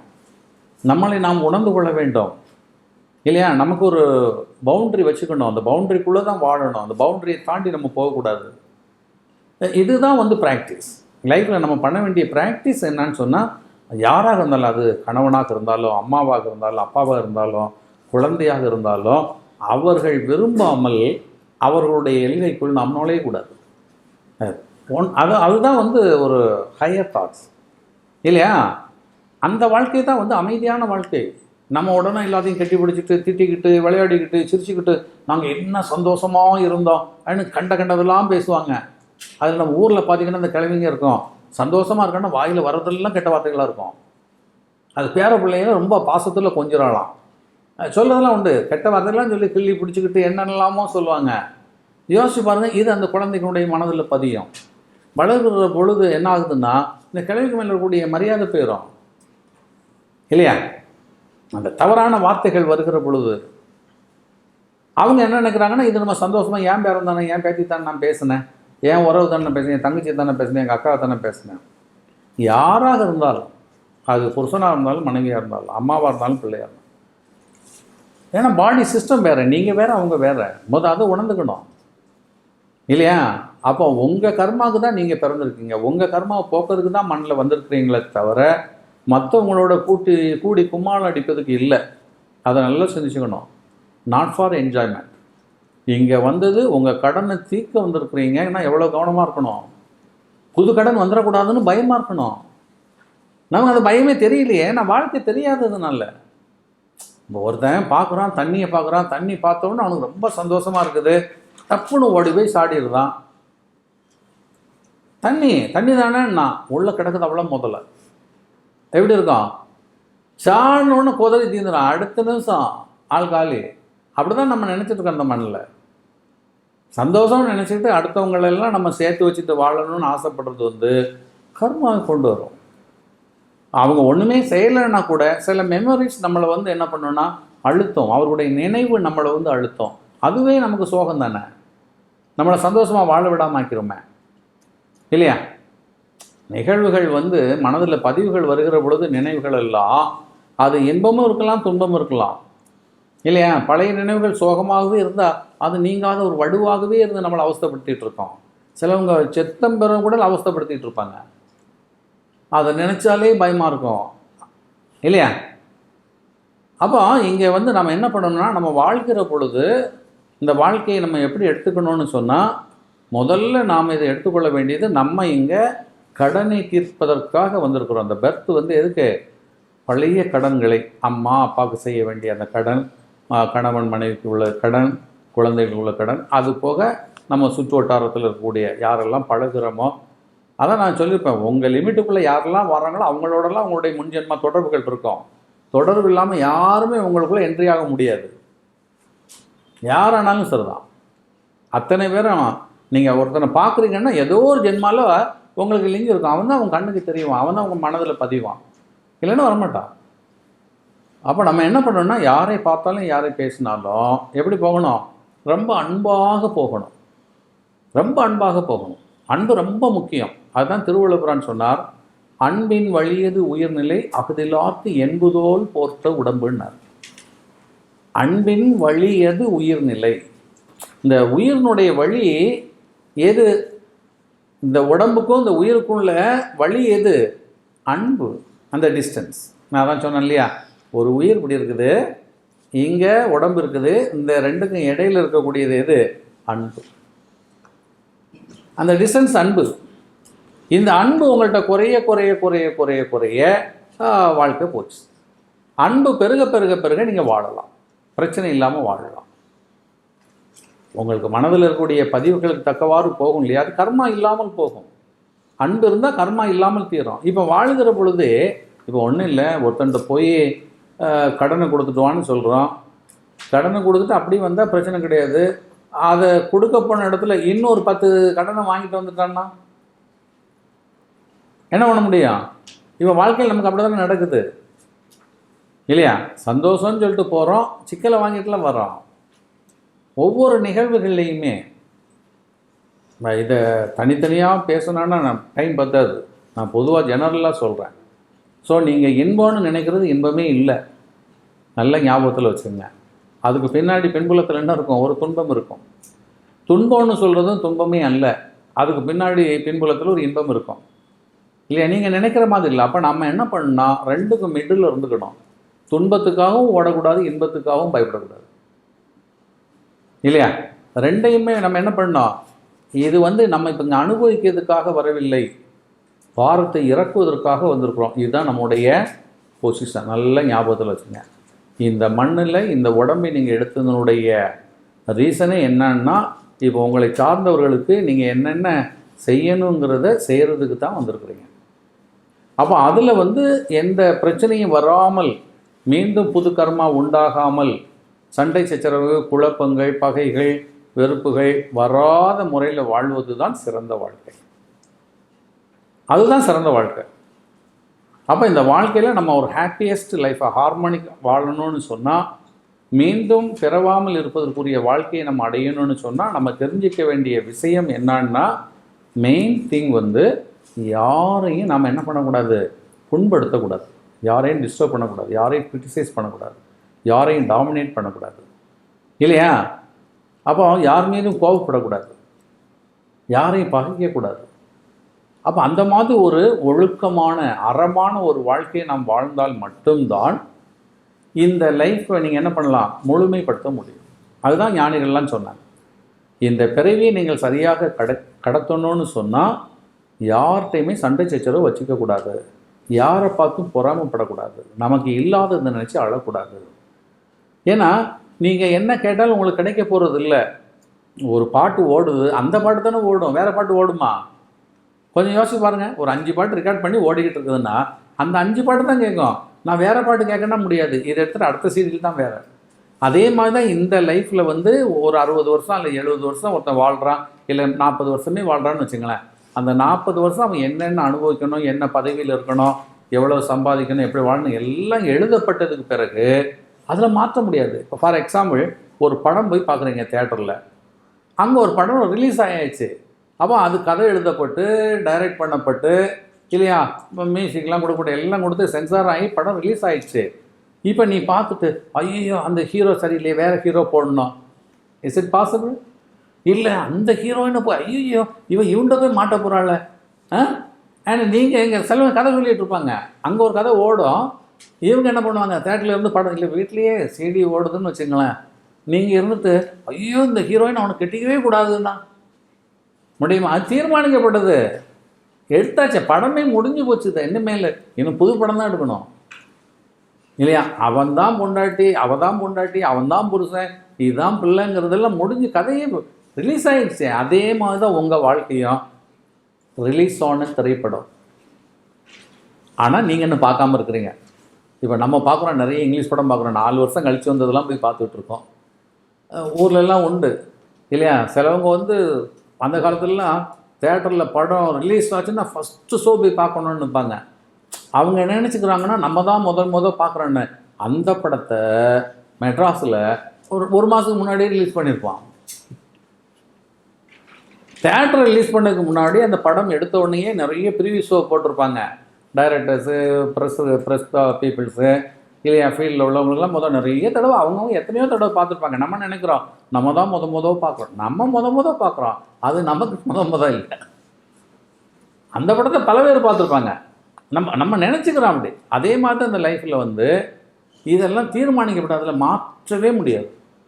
நீங்கள் நினச்சி பாருங்கள், உங்கள் பாடி இவ்வளோ தான் உயரம், இவ்வளவு தான் இது, கண்ணை இப்படி தான் இருக்கணும், மூஞ்சி இப்படி தான் இருக்கணும்னு நீங்கள் என்னத்தை தான் ஆப்ரேஷன் பண்ணாலும் இல்லையா, இதுதான் அமைப்பு, இப்படி தான் இருக்கணும்னு தான் லைஃப். இல்லைன்னா இந்த பாடியை போட்டு அடுத்த பாடிக்கு தான் போகணும், எப்போ அடுத்த ஜென்மாவுக்கு. அது உங்கள் கையில் கிடையாது. அப்போ என்ன பண்ணிக்கணும், இறைவன் கொடுத்த வரம் அப்படின்னு சொல்லி வாழ்ந்துக்க வேண்டியது தான்.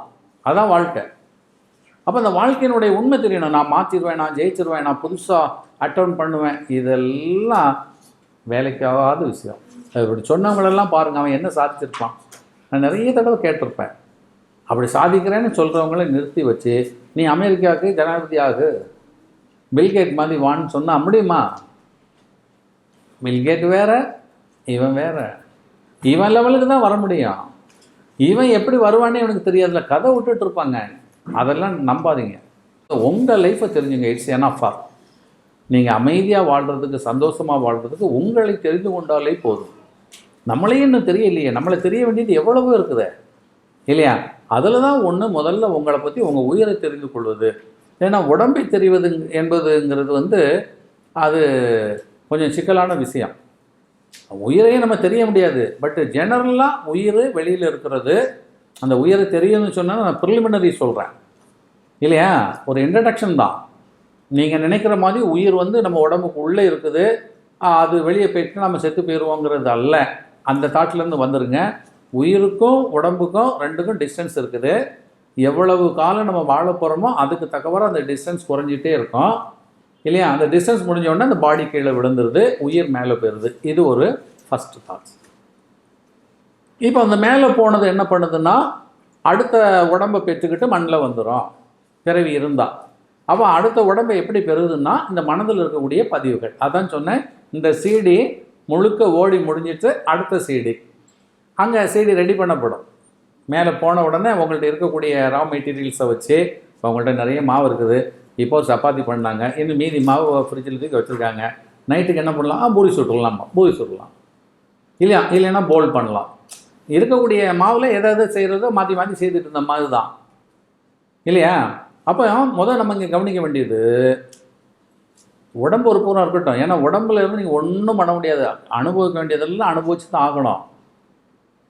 அது இன்பமோ துன்பமோ அதுக்கு நம்ம தயாராகிக்கணும், ப்ரிப்பேர் ஆகிக்கணும். அது ரொம்ப முக்கியம். எது வந்தாலும் நான் ஏற்றுக்கிறேன், I am ready to face இட்டுன்னு சொல்லிட்டீங்கன்னா life is on your hand. அதை ஃபேஸ் பண்ண மாட்டேன்னு பயந்தீங்கன்னு சொல்லியாச்சுன்னா அது உங்களை மிதிச்சிடும். இன்பத்துக்கும் துன்பத்துக்கும் நீங்கள் என்ன மிரண்டுறாதீங்க, அது வச்சுக்கணும். அடுத்த கட்டம், இப்போ இந்த உயிரை பற்றி சொல்கிற போது உயிர் வெளியில் இருக்குதுன்னு சொன்னேன். இந்த உயிருக்கு இந்த ஒரு உடம்பு கிடையாது, உங்கள் உயிர் தான். ஒவ்வொரு ஆளுக்கும் ஒரு உயிர் தான். நீங்கள் நினைக்கிறதே இந்த பாடியை நினச்சிட்ருங்க, அதே தப்பு இல்லையா? இதெல்லாம் ஃபிலாசபிக்கலாக சொல்லிகிட்டு இருப்பாங்க, நிறைய சொல்லுவாங்க. பட் நான் சொல்ல உண்மை என்னன்னா, நீங்கள் இந்த உடம்பே கிடையாதுன்னு சொல்லியிருப்பேன் இல்லையா? இந்த உடம்பே நீங்கள் இல்லை. அப்போ நீங்கள் யார் ஏன்னு சொன்னால் நீங்கள் ஆன்மா இல்லையா? எங்கே இருக்குது? அந்த உயிரில் இருக்கக்கூடிய ஆன்மா தான் நீங்கள். அப்போ அந்த உயிரில் அடுத்தால் என்ன இருக்குது? அறிவும் இருக்கிறது, மனமும் இருக்கிறது இல்லையா? இந்த மனதில் இருக்கக்கூடிய பதிவுகளுக்கு தக்கவாறு தான் உங்கள் கர்மாப்படி உடம்புகள் ஒவ்வொரு தடவை ஒரு உடம்பு எடுக்கிறீங்க. அப்படி எடுத்தது தான் இப்போ இந்த உடம்பு. இப்போ இந்த உடம்பு முடிஞ்ச உடனே மேலே போன உடனே அடுத்தால் இருக்கக்கூடிய கர்மாவுக்கு தக்கவாறு அடுத்த உடம்பு கிடைக்கும். இப்போ அந்த உடம்பு மனிதனாக இருக்க முடியாது, அதை கன்ஃபார்மாக சொல்லிடலாம் இல்லையா? அப்போ அதுக்கு அடுத்தால நீங்கள் ஒரு நாயாக, ஒரு பேயாக, இல்லை ஒரு புலியாக இப்படிலாம் போயிட்டே இருந்து இன்னும் அதுக்கப்புறம் எப்போமாவது ஒரு மனித பிறவி எடுக்கக்கூடிய வாய்ப்பு கிடைத்தால் அப்போ நீங்கள் என்ன பண்ணலான்னா, இனிமேல் நம்ம பிறக்கவே வேண்டாம்னு சொல்லக்கூடிய நிலையை அப்போ தான் அடைய முடியும். அப்போ மனிதனாக இருக்க போது மட்டும்தான் வி கேன் சுவிட்ச் ஆஃப். இந்த பெர்த்தை நிறுத்துறதுக்கு அப்போ தான் முயற்சி பண்ண முடியுமே தவிர, மனித உடம்பு இல்லாத எந்த உடம்பை வைத்துக்கொண்டோ நம்மளால் என்ன பண்ண முடியாது? பிறவியே நிறுத்த முடியாது. நல்லா கவனிச்சுக்கணும். அப்போ நம்ம இப்போ என்ன ஆசைப்பட்டுட்டு இருக்கோம்னா, இனிமேல் பிறக்கணும், நிறைய பிறவி வேணும்னு நினைக்கிற காரணம் இந்த பிறவியை பற்றி உள்ள உண்மை தெரியாததுனால நம்ம நினச்சிட்ருக்குறோம். இப்போ ஒரு கொஞ்சம் பசங்களை கொண்டு போயிருக்கோம், கதை சும்மா ஒரு கதை இல்லை, ஒரு பசங்களை கொண்டு போயிருக்கிறாங்க. அவங்கள கொண்டு போய் ஒரு தோட்டத்தில் விட்டுருக்குறாங்க. அந்த தோட்டத்தில் நிறைய செடி கொடிகள்லாம் இருக்குது, காய் பழங்கள்லாம் இருக்குது, எல்லாம் இருக்குது. 4-5 பசங்க கிடந்து எல்லாம் ஆடி ஜாடி பயங்கர ஜாலியாக விளையாடிட்டு இருக்காங்க. அதில் ஒருத்தன் ஒரு பழத்தை எடுத்து தின்னோன்னா மயங்கி விழுந்துட்டான். ஒருத்தன் ஒரு இலையை எடுத்து சாப்பிட்டான். இப்படி அப்போ அந்த 5-6 பேர் வரும்போது ஒருத்தன் மயங்கி விழுட்டான், ஒருத்தனுக்கு வாந்தி எடுத்துக்கிட்டு இருந்தது. அந்த உணவுகள் அவனுக்கு ஒத்துக்கொள்ளலை. அப்படி ஒரு சூழல். மீதி ஒரு 3-4 பேரும் ரொம்ப சந்தோஷமாக விளையாடுறான். இப்போ இவன் என்ன நினச்சிக்கிட்டா, நமக்கு பெரிய லைஃப் கிடச்சிருக்குது, நம்ம இஷ்டத்துக்கு ஓடி சாடி வந்துக்கிட்டே இருக்கிறோம் இல்லையா? அந்த பழத்தை பறித்தோம், இந்த பழத்தை பறித்தோம், இங்கே நின்று அதுக்கு மேலே ஏறினேன், ஓடினேன், எவ்வளோ ஜாலியான வாழ்க்கைன்னு அவன் நினச்சிக்கிட்டே இருக்கிறான். 4 மணிக்கு ஒரு மணி சைரன் கேட்குது. கேட்ட உடனே ஒரு 2 குண்டன்கள் வராங்க. ஒவ்வொரு பசங்களையாக பிடிச்சி இருக்கக்கூடிய பசங்களை கோணி பையில் தூக்கி போட்டு தூக்கிட்டு போகிறாங்க. அங்கே கொண்டு போனோன்னு என்ன பண்ணுறாங்க? கசாப் பண்ணி மட்டன் சேல்ஸுக்கு போகுது. இப்போ யோசிச்சு பாருங்கள், இந்த பசங்களுக்கு அந்த பழத்தை பார்க்கும்போது, பூவை பார்க்கும்போது, ஓடிக்கிட்டு இருக்கும்போதெல்லாம் நம்ம லைஃப் என்னன்னு தெரியல. இது சந்தோஷம் நினச்சிட்டு இருக்கான். ஆனால் கொஞ்ச நேரம் சைரன் அடித்த உடனே நம்மளை கொண்டு போய் வெட்ட போகிறாங்க, கறியாக சமைக்க போகிறாங்கிறது தெரியாமல் நினச்சிட்ருக்குறான். கொஞ்சம் யோசிச்சு பாருங்கள், அந்த வாழ்க்கை தெரியல இல்லையா? அப்போ இதை உணர்ந்தான்னு வச்சுங்களேன், அப்போ நம்ம இதுலேருந்து எப்படி தப்பிக்கலாம்? அவன் நமக்கு சுற்றிக்கிட்டு இருக்கான், அவனை ஃப்ரீயாக தான் விட்டுருக்குது. அவனை தப்பிக்கிறது போகிறதுக்கு முடியாமலாம் வழி விடலை. அவன் நினச்சா தப்பிச்சு போகலாம், அதுக்கும் வாய்ப்பு இருக்குது. அந்த பார்க்குக்குள்ளேன்னு வச்சுக்கலாம், ஒரு பார்க் மாதிரி இருக்குது. அந்த தோட்டத்துக்குள்ளே விளையாடி சுற்றி ஓடிக்கிட்டே இருக்கிறாங்க. 5 மணிக்கு சைரன் அடிக்கும் போது அவன் வருவான், கூப்பிட்டு போய் உங்களை வெட்டுவான்னு வச்சுங்களேன். இப்போ உங்களுக்கு அவன் 5 மணிக்கு சைரன் அடித்த உடனே நம்மளை தூக்கிட்டு போய் கொண்டு போய் வெட்ட போகிறான்னு நமக்கு தெரியாது. ஏன்னா ஒரு தடவை உங்களை கொண்டு போகும்போது அதோட முடிஞ்சு போகுது. ஒரு தடவை போயிட்டு வந்தாலே நமக்கு தெரியும். இல்லையா? ஒரு தடவை கோணிப்பையில் தூக்கி போனாலும் கொண்டு போய் வெட்டிடுறான். அதுக்கப்புறம் உங்களுக்கு தெரிஞ்சு என்ன தெரியாமல் என்ன? அப்போ அந்த ஒரு ஆட்டத்தோடு முடிஞ்சு போகுது உங்களுடைய லைஃபு. ரெண்டாவது கூட இருக்கிறவங்களுக்கும் உங்களுக்கு சொல்கிறதுக்கு என்ன தெரியாது, கோணிப்பையில் போட்டவங்களும் போயிட போகிறானே. அப்போ யாருக்கு சொல்லிக் கொடுக்க முடியும்? கொஞ்சம் சிந்திச்சு பாருங்கள். அப்போ வாழ்க்கையை பற்றி தெரியாமல், அந்த உண்மை தெரியாததுனால என்ன பண்ணுறோம், சந்தோஷமாக சுற்றி விளையாடிட்டு இருக்குதுங்க.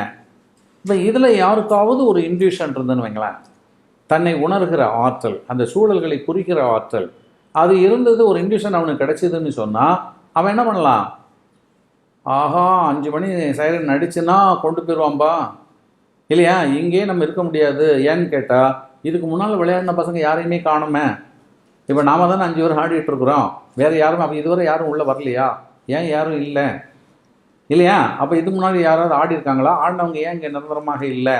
அப்போ நம்ம என்ன பண்ணிடணும், இதை விட்டு தப்பிச்சு போனோம், வேறு வழி இருக்குதான்னு பார்த்து அந்த இன்ட்யூஷன் இருந்ததுன்னு சொன்னால் அவன் என்ன பண்ணுவான், அந்த தோட்டத்தை தாண்டி வெளியில் போயிட்டான்னு சொன்னால் அவன் தப்பிக்கலாம். அப்போ நீங்கள் நினைக்கிறீங்க, இப்போ நம்ம வாழ்க்கையில் அந்த மாதிரி நம்ம தப்பிக்க முடியுமான்னா இந்த உடம்பை விட்டுலாம் போக முடியாது. அதான் சொன்னேன், உங்களுக்கு வழங்கப்பட்டது இந்த கோட்டைக்குள்ளே தான், இந்த உடம்புக்குள்ளே தான். ஆனால் இந்த உடம்புக்குள்ளே நீங்கள் என்ன பண்ணலான்னா, இந்த ஆட்டத்தில் நீங்கள் என்ன பண்ணுறீங்க, மாட்டியாச்சு, இந்த ஆட்டத்தில் மாட்டியாச்சு, இதில் நீங்கள் தப்பிக்கவே முடியாது. ஆனால் அடுத்தால உங்களுக்கு ஒரு பிறவி வருது இல்லையா, அந்த பிறவி எடுக்காமல் இருப்பதற்கு நீங்கள் என்ன பண்ணலாம், முயற்சி பண்ணலாம். அடுத்த பிறவி எதனால் வரப்போகுது, உங்கள்கிட்ட இருக்கக்கூடிய கர்மானால் தான் வரப்போகுது. நீங்கள் பண்ண நல்லது கெட்டதுக்கு தான். உங்கள்கிட்ட எந்த பேலன்ஸுமே இல்லைன்னா, எந்த கெட்ட பதிவுகளும் உங்கள் மைண்டில் இல்லைன்னா உங்களுக்கு பிறவி கிடைக்காது. இப்போ ஒரு ஸ்டோரி எழுதணும்னு சொன்னால் நிறைய தாட்ஸ் எடுத்து வச்சுக்குவாங்க, ஏதாவது இன்ஸ்பிரேஷன்ஸு, இப்படி ஒரு லவ் சப்ஜெக்ட் எழுதலாம், இல்லை ஒரு ஹாரர் சப்ஜெக்ட் எழுதலாம், இந்த மாதிரி ஒரு கொஞ்சம் நல்ல டிவைனிட்டியாக ஒன்று எழுதலாம், இன்னும் கொஞ்சம் பாயிண்ட்ஸு கலெக்ட் பண்ணி வச்சுருந்தா அந்த பாயிண்ட்ஸை வச்சு ஸ்டோரி எழுதுவாங்க. இப்போ பாயிண்ட்ஸே இல்லை, எல்லாம் முடிஞ்சு போச்சுன்னா நின்று போயிடும் இல்லையா, அப்புறம் எதுவுமே சிந்திக்க மாட்டாங்க, அதோட முடிஞ்சிடும். அதே மாதிரி உங்கள் வாழ்க்கையில் உங்கள் மனதில் இருக்கக்கூடிய பதிவுகள் தான் உங்களுக்கு பிறவியை தருகிறது. உங்கள் மனதில் உள்ள பதிவு எப்படி உண்டாகிறதுனா, நீங்கள் செய்யக்கூடிய தப்பு தவறுகள் தான், நல்லது பதியாது. நல்ல ஞாபகம் வச்சுருங்க, நீங்கள் அடுத்தவர்களுக்கு நல்லது செய்தீங்கன்னா அதெல்லாம் உங்கள் மனசில் பதியாது. எது பதியும், இப்போ நீங்களே கொஞ்சம் யோசிச்சு பாருங்களேன், உன் மனசில் உள்ளதை சொல்லுன்னு சொன்னால் அப்படியே யோசிச்சு பார்த்து, அந்த பிள்ளை என்ன திட்டுச்சு, அது என் பொருளை எடுத்துகிட்டு போச்சுது, அவங்க என்ன இப்படி பண்ணாங்க, இந்த கெட்டது தப்பானது எல்லாம் தான் இருக்குமே தவிர நல்ல சந்தோஷமாக இருந்தது ஒன்றுமே இருக்காது. அதெல்லாம் ஞாபகத்துக்கே வராது இல்லையா? தீயினால் சுட்டப்புண் உள்ளாரும் மாறாதே நாவினால் சுட்ட வடு. இந்த கெட்ட விஷயங்கள் தான் வடு மாதிரி காலகாலத்துக்கு மனசில் இருந்து நம்மளை அழுத்திட்டு இருக்கோம். நம்ம கடந்து போன பாதையில் நிறைய பூவை பார்த்துருப்போம், அதை பார்த்துருப்போம், பேசியிருப்போம், பாட்டை கேட்டிருப்போம், அதெல்லாம் பண்ணுறோம். அங்கே ஏதாவது தகராறு நடந்தா, அங்கே ஏதாவது சிக்கல் வந்தால் அதுகள் தான் மனதில் இருக்கும். ஏன்னா இந்த கர்மா உண்டாகிறதுக்கு தண்டனை எது கொடுப்பாங்க, நீங்கள் உங்கள் வாழ்க்கையில் வாழ்ந்ததெல்லாம் விட்டுருவாங்க. நீங்கள் என்ன தப்பு பண்ணீங்களோ அப்போ தான் கூட்டு போய் ஸ்டேஷனில் எஃப்ஐஆர் போட்டு கோர்ட்டுக்கு அனுப்பி உங்களுக்கு ஜட்ஜ்மெண்ட் என்ன ஆகும், ஜெயிலுக்கு அனுப்புவான். எப்போ அனுப்புகிறான், நீங்கள் பண்ண தப்பான விஷயத்துக்கு. நல்ல விஷயங்களை பற்றி ஒன்றும் கேட்க மாட்டான், ஒரு ரூபாயும் கண்டுக்க மாட்டான். நீங்கள் 10 பேருக்கு சோறு போட்டுப்போ எனக்கு என்னன்றுவான். ஆனால் 10 பேர் சோத்தை நீங்கள் அள்ளுனீங்கன்னு வச்சுங்களேன், அடுத்த நிமிஷம் என்ன ஆயிரும், தூக்க உள்ளே வச்சுருவான் இல்லையா? அப்போ அந்த மனதில் நீங்கள் செய்யக்கூடிய தவறான தப்பான குற்றமான கிரைம்ஸ் தாட்ஸ் இல்லையா, எனிமிட்டிஸ் இல்லையா, ஆங்கிரிஸ், இந்த மாதிரி உள்ள விஷயங்கள் தான் என்ன ஆகுறது, பதிந்திருக்கும். இதுதான் பிறப்புகள் தருகிறது, நன்றாக ஞாபகம். அப்போ நம்ம எதில் கான்சன்ட்ரேட் பண்ணணும்னா, மனதில் இந்த பதிவுகள் வராத வண்ணம் நாம் பார்த்து கொள்ள வேண்டும். அதான் லைஃப். அப்போ இந்த மண்ணில் நீங்கள் வாழ்கிற பொழுது செய்ய வேண்டிய விஷயம், உங்கள் மனதில் தப்பான விஷயங்கள், குற்றமான விஷயங்கள், அடுத்தவர்கள் உங்களை சபிக்கிறது, அடுத்தவர்களுக்கு சிக்கலான விஷயம், அந்த மாதிரி எந்த பதிவுகளும் உங்கள் மைண்டில் இருக்கக்கூடாது. அப்போ மனதில் பதிவே இல்லைன்னு சொல்லியாச்சுன்னா அடுத்த நிமிஷம் உங்களுக்கு பெர்த்து கிடையாது, நேராக இறைவன்ட்ட போயிடலாம். பதிவு இருந்தால் தான் மீண்டும் மீண்டும் மண்ணுக்கு வருவீங்க. நல்ல ஞாபகம் வச்சுங்க. அப்போ நீங்கள் இந்த வாழ்க்கையில் எதில் கான்சன்ட்ரேட் பண்ணணும்,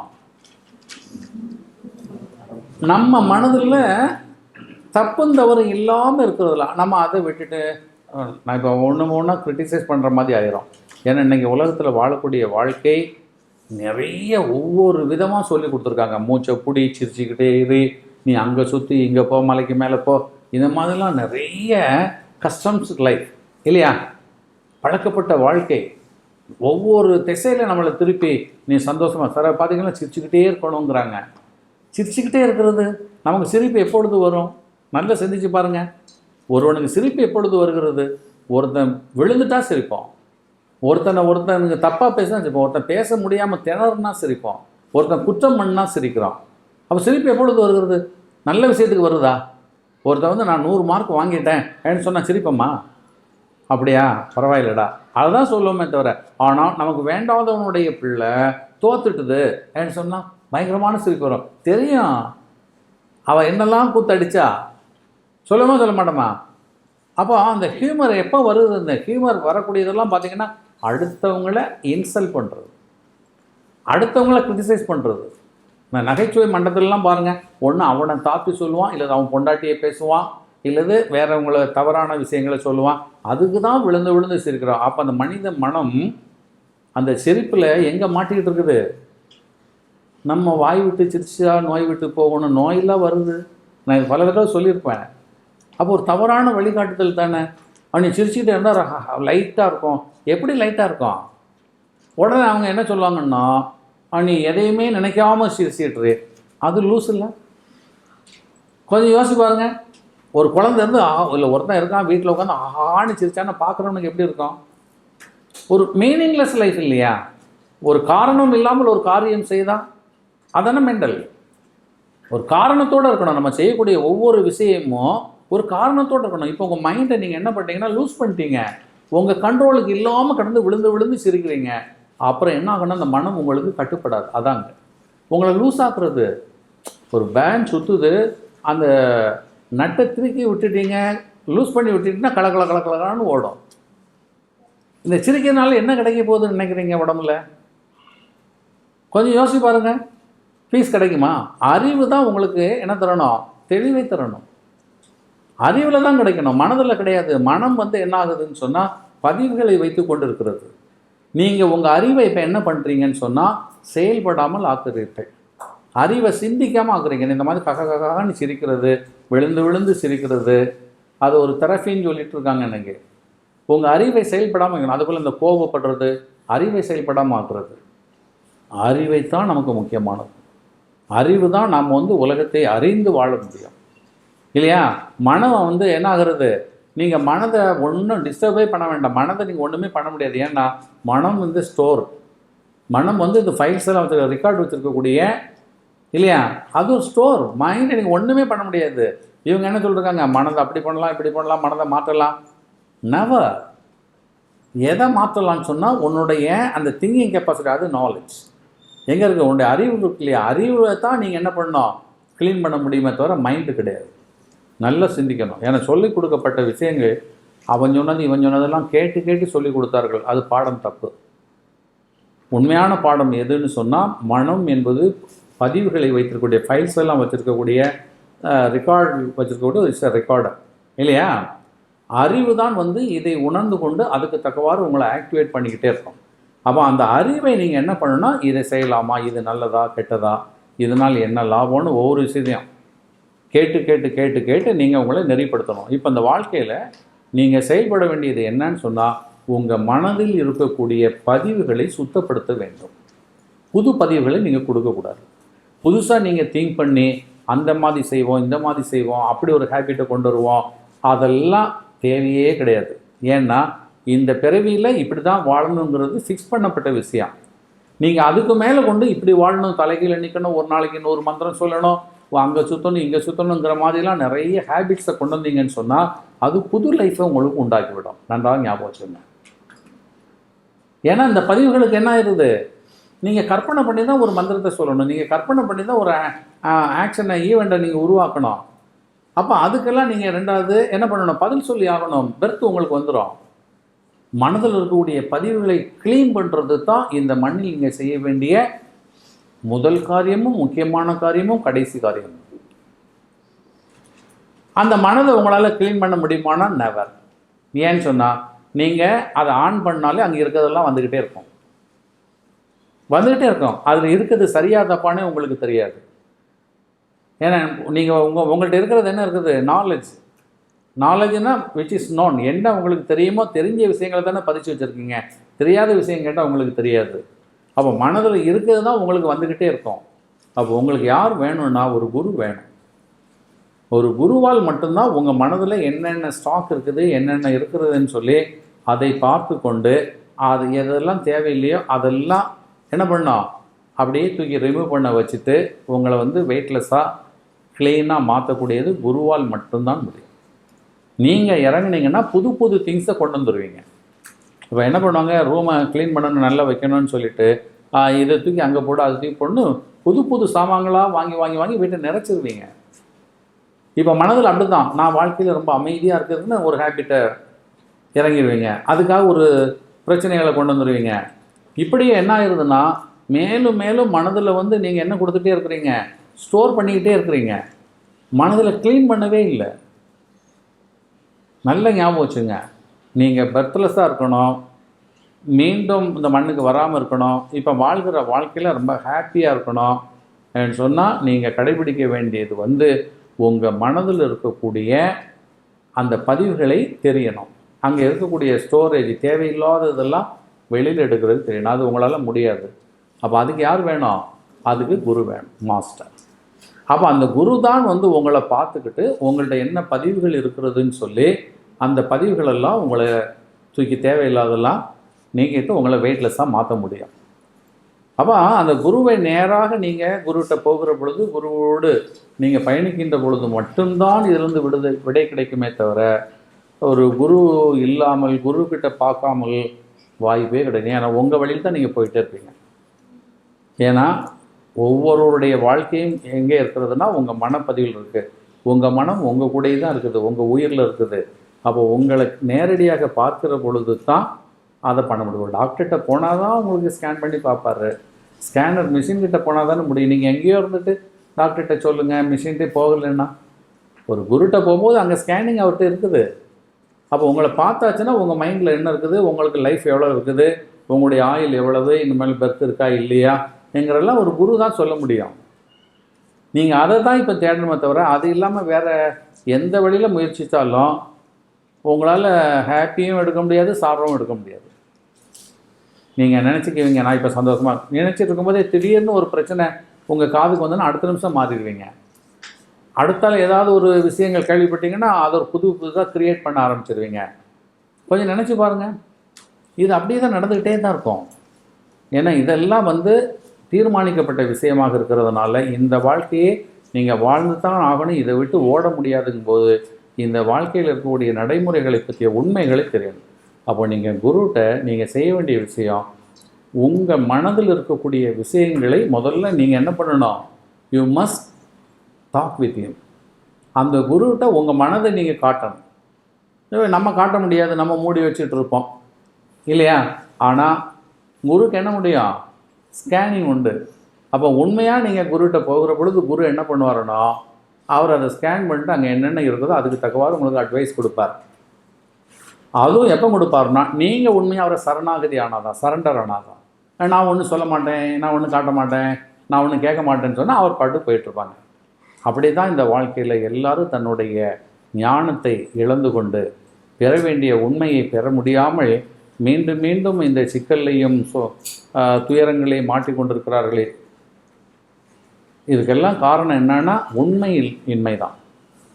உண்மையின்மை, பொய் சொல்லக்கூடாது எங்கக்கூடிய அடிப்படையான ஒரு விஷயத்தை எடுத்துக்கணும். யார்கிட்டையும் பொய் சொல்லாதீங்க, கோபப்படாதீங்க, அடுத்தவங்க பொருளுக்கு ஆசைப்படாதீங்க. அப்படி ஒரு நல்ல ஒழுக்கமான வாழ்க்கையை நாம் வாழணும்னு முடிவு பண்ணி கொண்டு குருவோடு பயணிக்கின்ற பொழுது சரணாகதியாக இருந்து கொள்ளுங்கள். அங்கே உண்மை தான் இருக்குமே தவிர பொய் இருக்கக்கூடாது. அப்படி நீங்கள் இருந்தீங்கன்னா நீங்கள் என்ன தெரிஞ்சு வச்சுருக்கிறீங்க, உங்களுக்கு தெரியாமலே உங்கள் மனசுக்குள்ளே என்னென்ன பதிவுகள் நாளைக்கு நடக்குது உங்களுக்கு தெரியாது, ஆனால் அந்த பதிவு அங்கே இருக்குது. அப்போ அந்த பதிவை அவர் பார்த்துட்டாருன்னா நாளைக்கு என்னென்ன சிக்கல் வரப்போகுதுன்னு சொல்லி அதுக்கு தக்கவாறு உங்களை டைரக்ட் பண்ணுறதுக்கோ அதை மாற்றுவதற்கோ குருவால் முடியும். அப்போ குரு தான் இந்த லைஃப், இந்த ஜேர்னியில் என்னது மெயின் இல்லையா, முக்கியமான உறவு. அதான் சொல்லுங்கள், குருவே உங்களுடைய முதல் உறவாக இருக்கிறாருன்னு சொல்லியிருப்பேன் இல்லையா. எனவே இந்த வாழ்க்கையில் வந்து நீங்கள் வந்து அந்த மாதிரி முறையில் போகலாம், இந்த மாதிரி முறையில் போகலாம், அவங்க அப்படி சொல்லி கொடுத்துருக்காங்க, இவங்க இப்படி சொல்லி கொடுத்துருக்காங்க, எங்களுடைய விஷயங்கள் எல்லாம் ஏதோ நேர போக்குக்கு, நாள் போக்குக்கு, காலத்தை தட்டி கழிப்பதற்கு நீங்கள் செலவு பண்ணலாமே தவிர, உண்மையாக உங்களை பற்றி தெரிந்து கொள்வதற்கும், நிரந்தரமான ஒரு சந்தோஷத்தை அறிவதற்கும், பிறவியில்லாத ஒரு நிலையை அடைய வேண்டும் என்று நீங்கள் விரும்பினால் நீங்கள் செய்ய வேண்டியது ஒரு குருவை உங்களுக்கு பெற்றுக்கொள்வது, அந்த குரு மூலமாக உங்கள் மனதில் இருக்கக்கூடிய பதிவுகளை. அப்போ உங்களுடைய ப்ராக்டிஸ், டெய்லி ப்ராக்டிஸ் எப்படி வரணும்னா, எதிலெல்லாம் உங்களுக்கு சந்தேகம் உண்டாகிறதோ, எதெல்லாம் நீங்கள் தெரிஞ்சு வச்சு வாழ்ந்துட்டுருக்கீங்க, அது கரெக்டாக it's right or wrong, it's right or wrong, இல்லையா, இது சரியா தப்பாங்கிறத மட்டும் நீங்கள் கேட்டு கேட்டு கேட்டு அப்படியே போனீங்கன்னா கொஞ்ச நாளில் என்ன ஆயிரும்னா, இந்த தப்பான விஷயங்கள் எல்லாமே உங்களை விட்டு ரிமூவ் ஆயிரும். ஒன்லி நல்ல விஷயங்கள் தான் இருக்கும். அதுக்கப்புறம் உங்களுக்கே தெளிவு வந்துடும். நல்லது மட்டும் இருக்கும்போது என்ன ஆகுறது, உங்களை ஃப்ரீ பண்ணிடும், இல்லையா. அப்போ குருவால் மட்டும்தான் உங்களை உங்களுக்கு அடையாளம் காட்ட முடியும், குருவால் மட்டும்தான் உங்களை மீட்க முடியும் என்கின்ற பொழுது, நீங்கள் குருவை சாராமல் எந்த வழியிலும் உங்களை நீங்கள் சந்தோஷப்படுத்தவோ, அமைதியான வாழ்க்கையில் உங்களை நிரந்தரமாக வைத்துக்கொள்வதோ, பிறக்காத தன்மைக்கும் மாற்ற முடியாது. அப்போ இந்த மண்ணில் நீங்கள் தெரிய வேண்டியது, அருள் தெய்வங்கள்டேருந்து வாங்கணும், குருட்டேருந்து வாங்கணும், இறைவன்கிட்டேருந்து வாங்கணும்னு சொல்லிக் கொடுத்த அந்த அருள் என்பது எதுவாக இருக்கிறது, அது உயிராக இருக்கிறது, இல்லையா. பொருள் என்பது உடம்பாக இருக்கிறது. இந்த உடம்பு இந்த ஜென்மாக்கு மட்டும்தான்.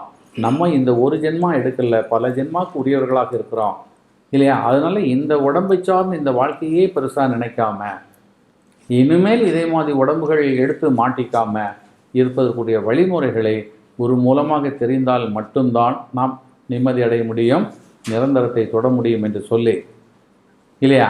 உயிர் என்பது அருளாக இருக்கிறது, அது குரு மூலம் பெற வேண்டியதாக இருக்கிறது என்று சொல்லி இந்த உபதேசத்தை இத்துடன் நிறைவு செய்கிறேன். வாழ்வோம் வாழ்வோம்.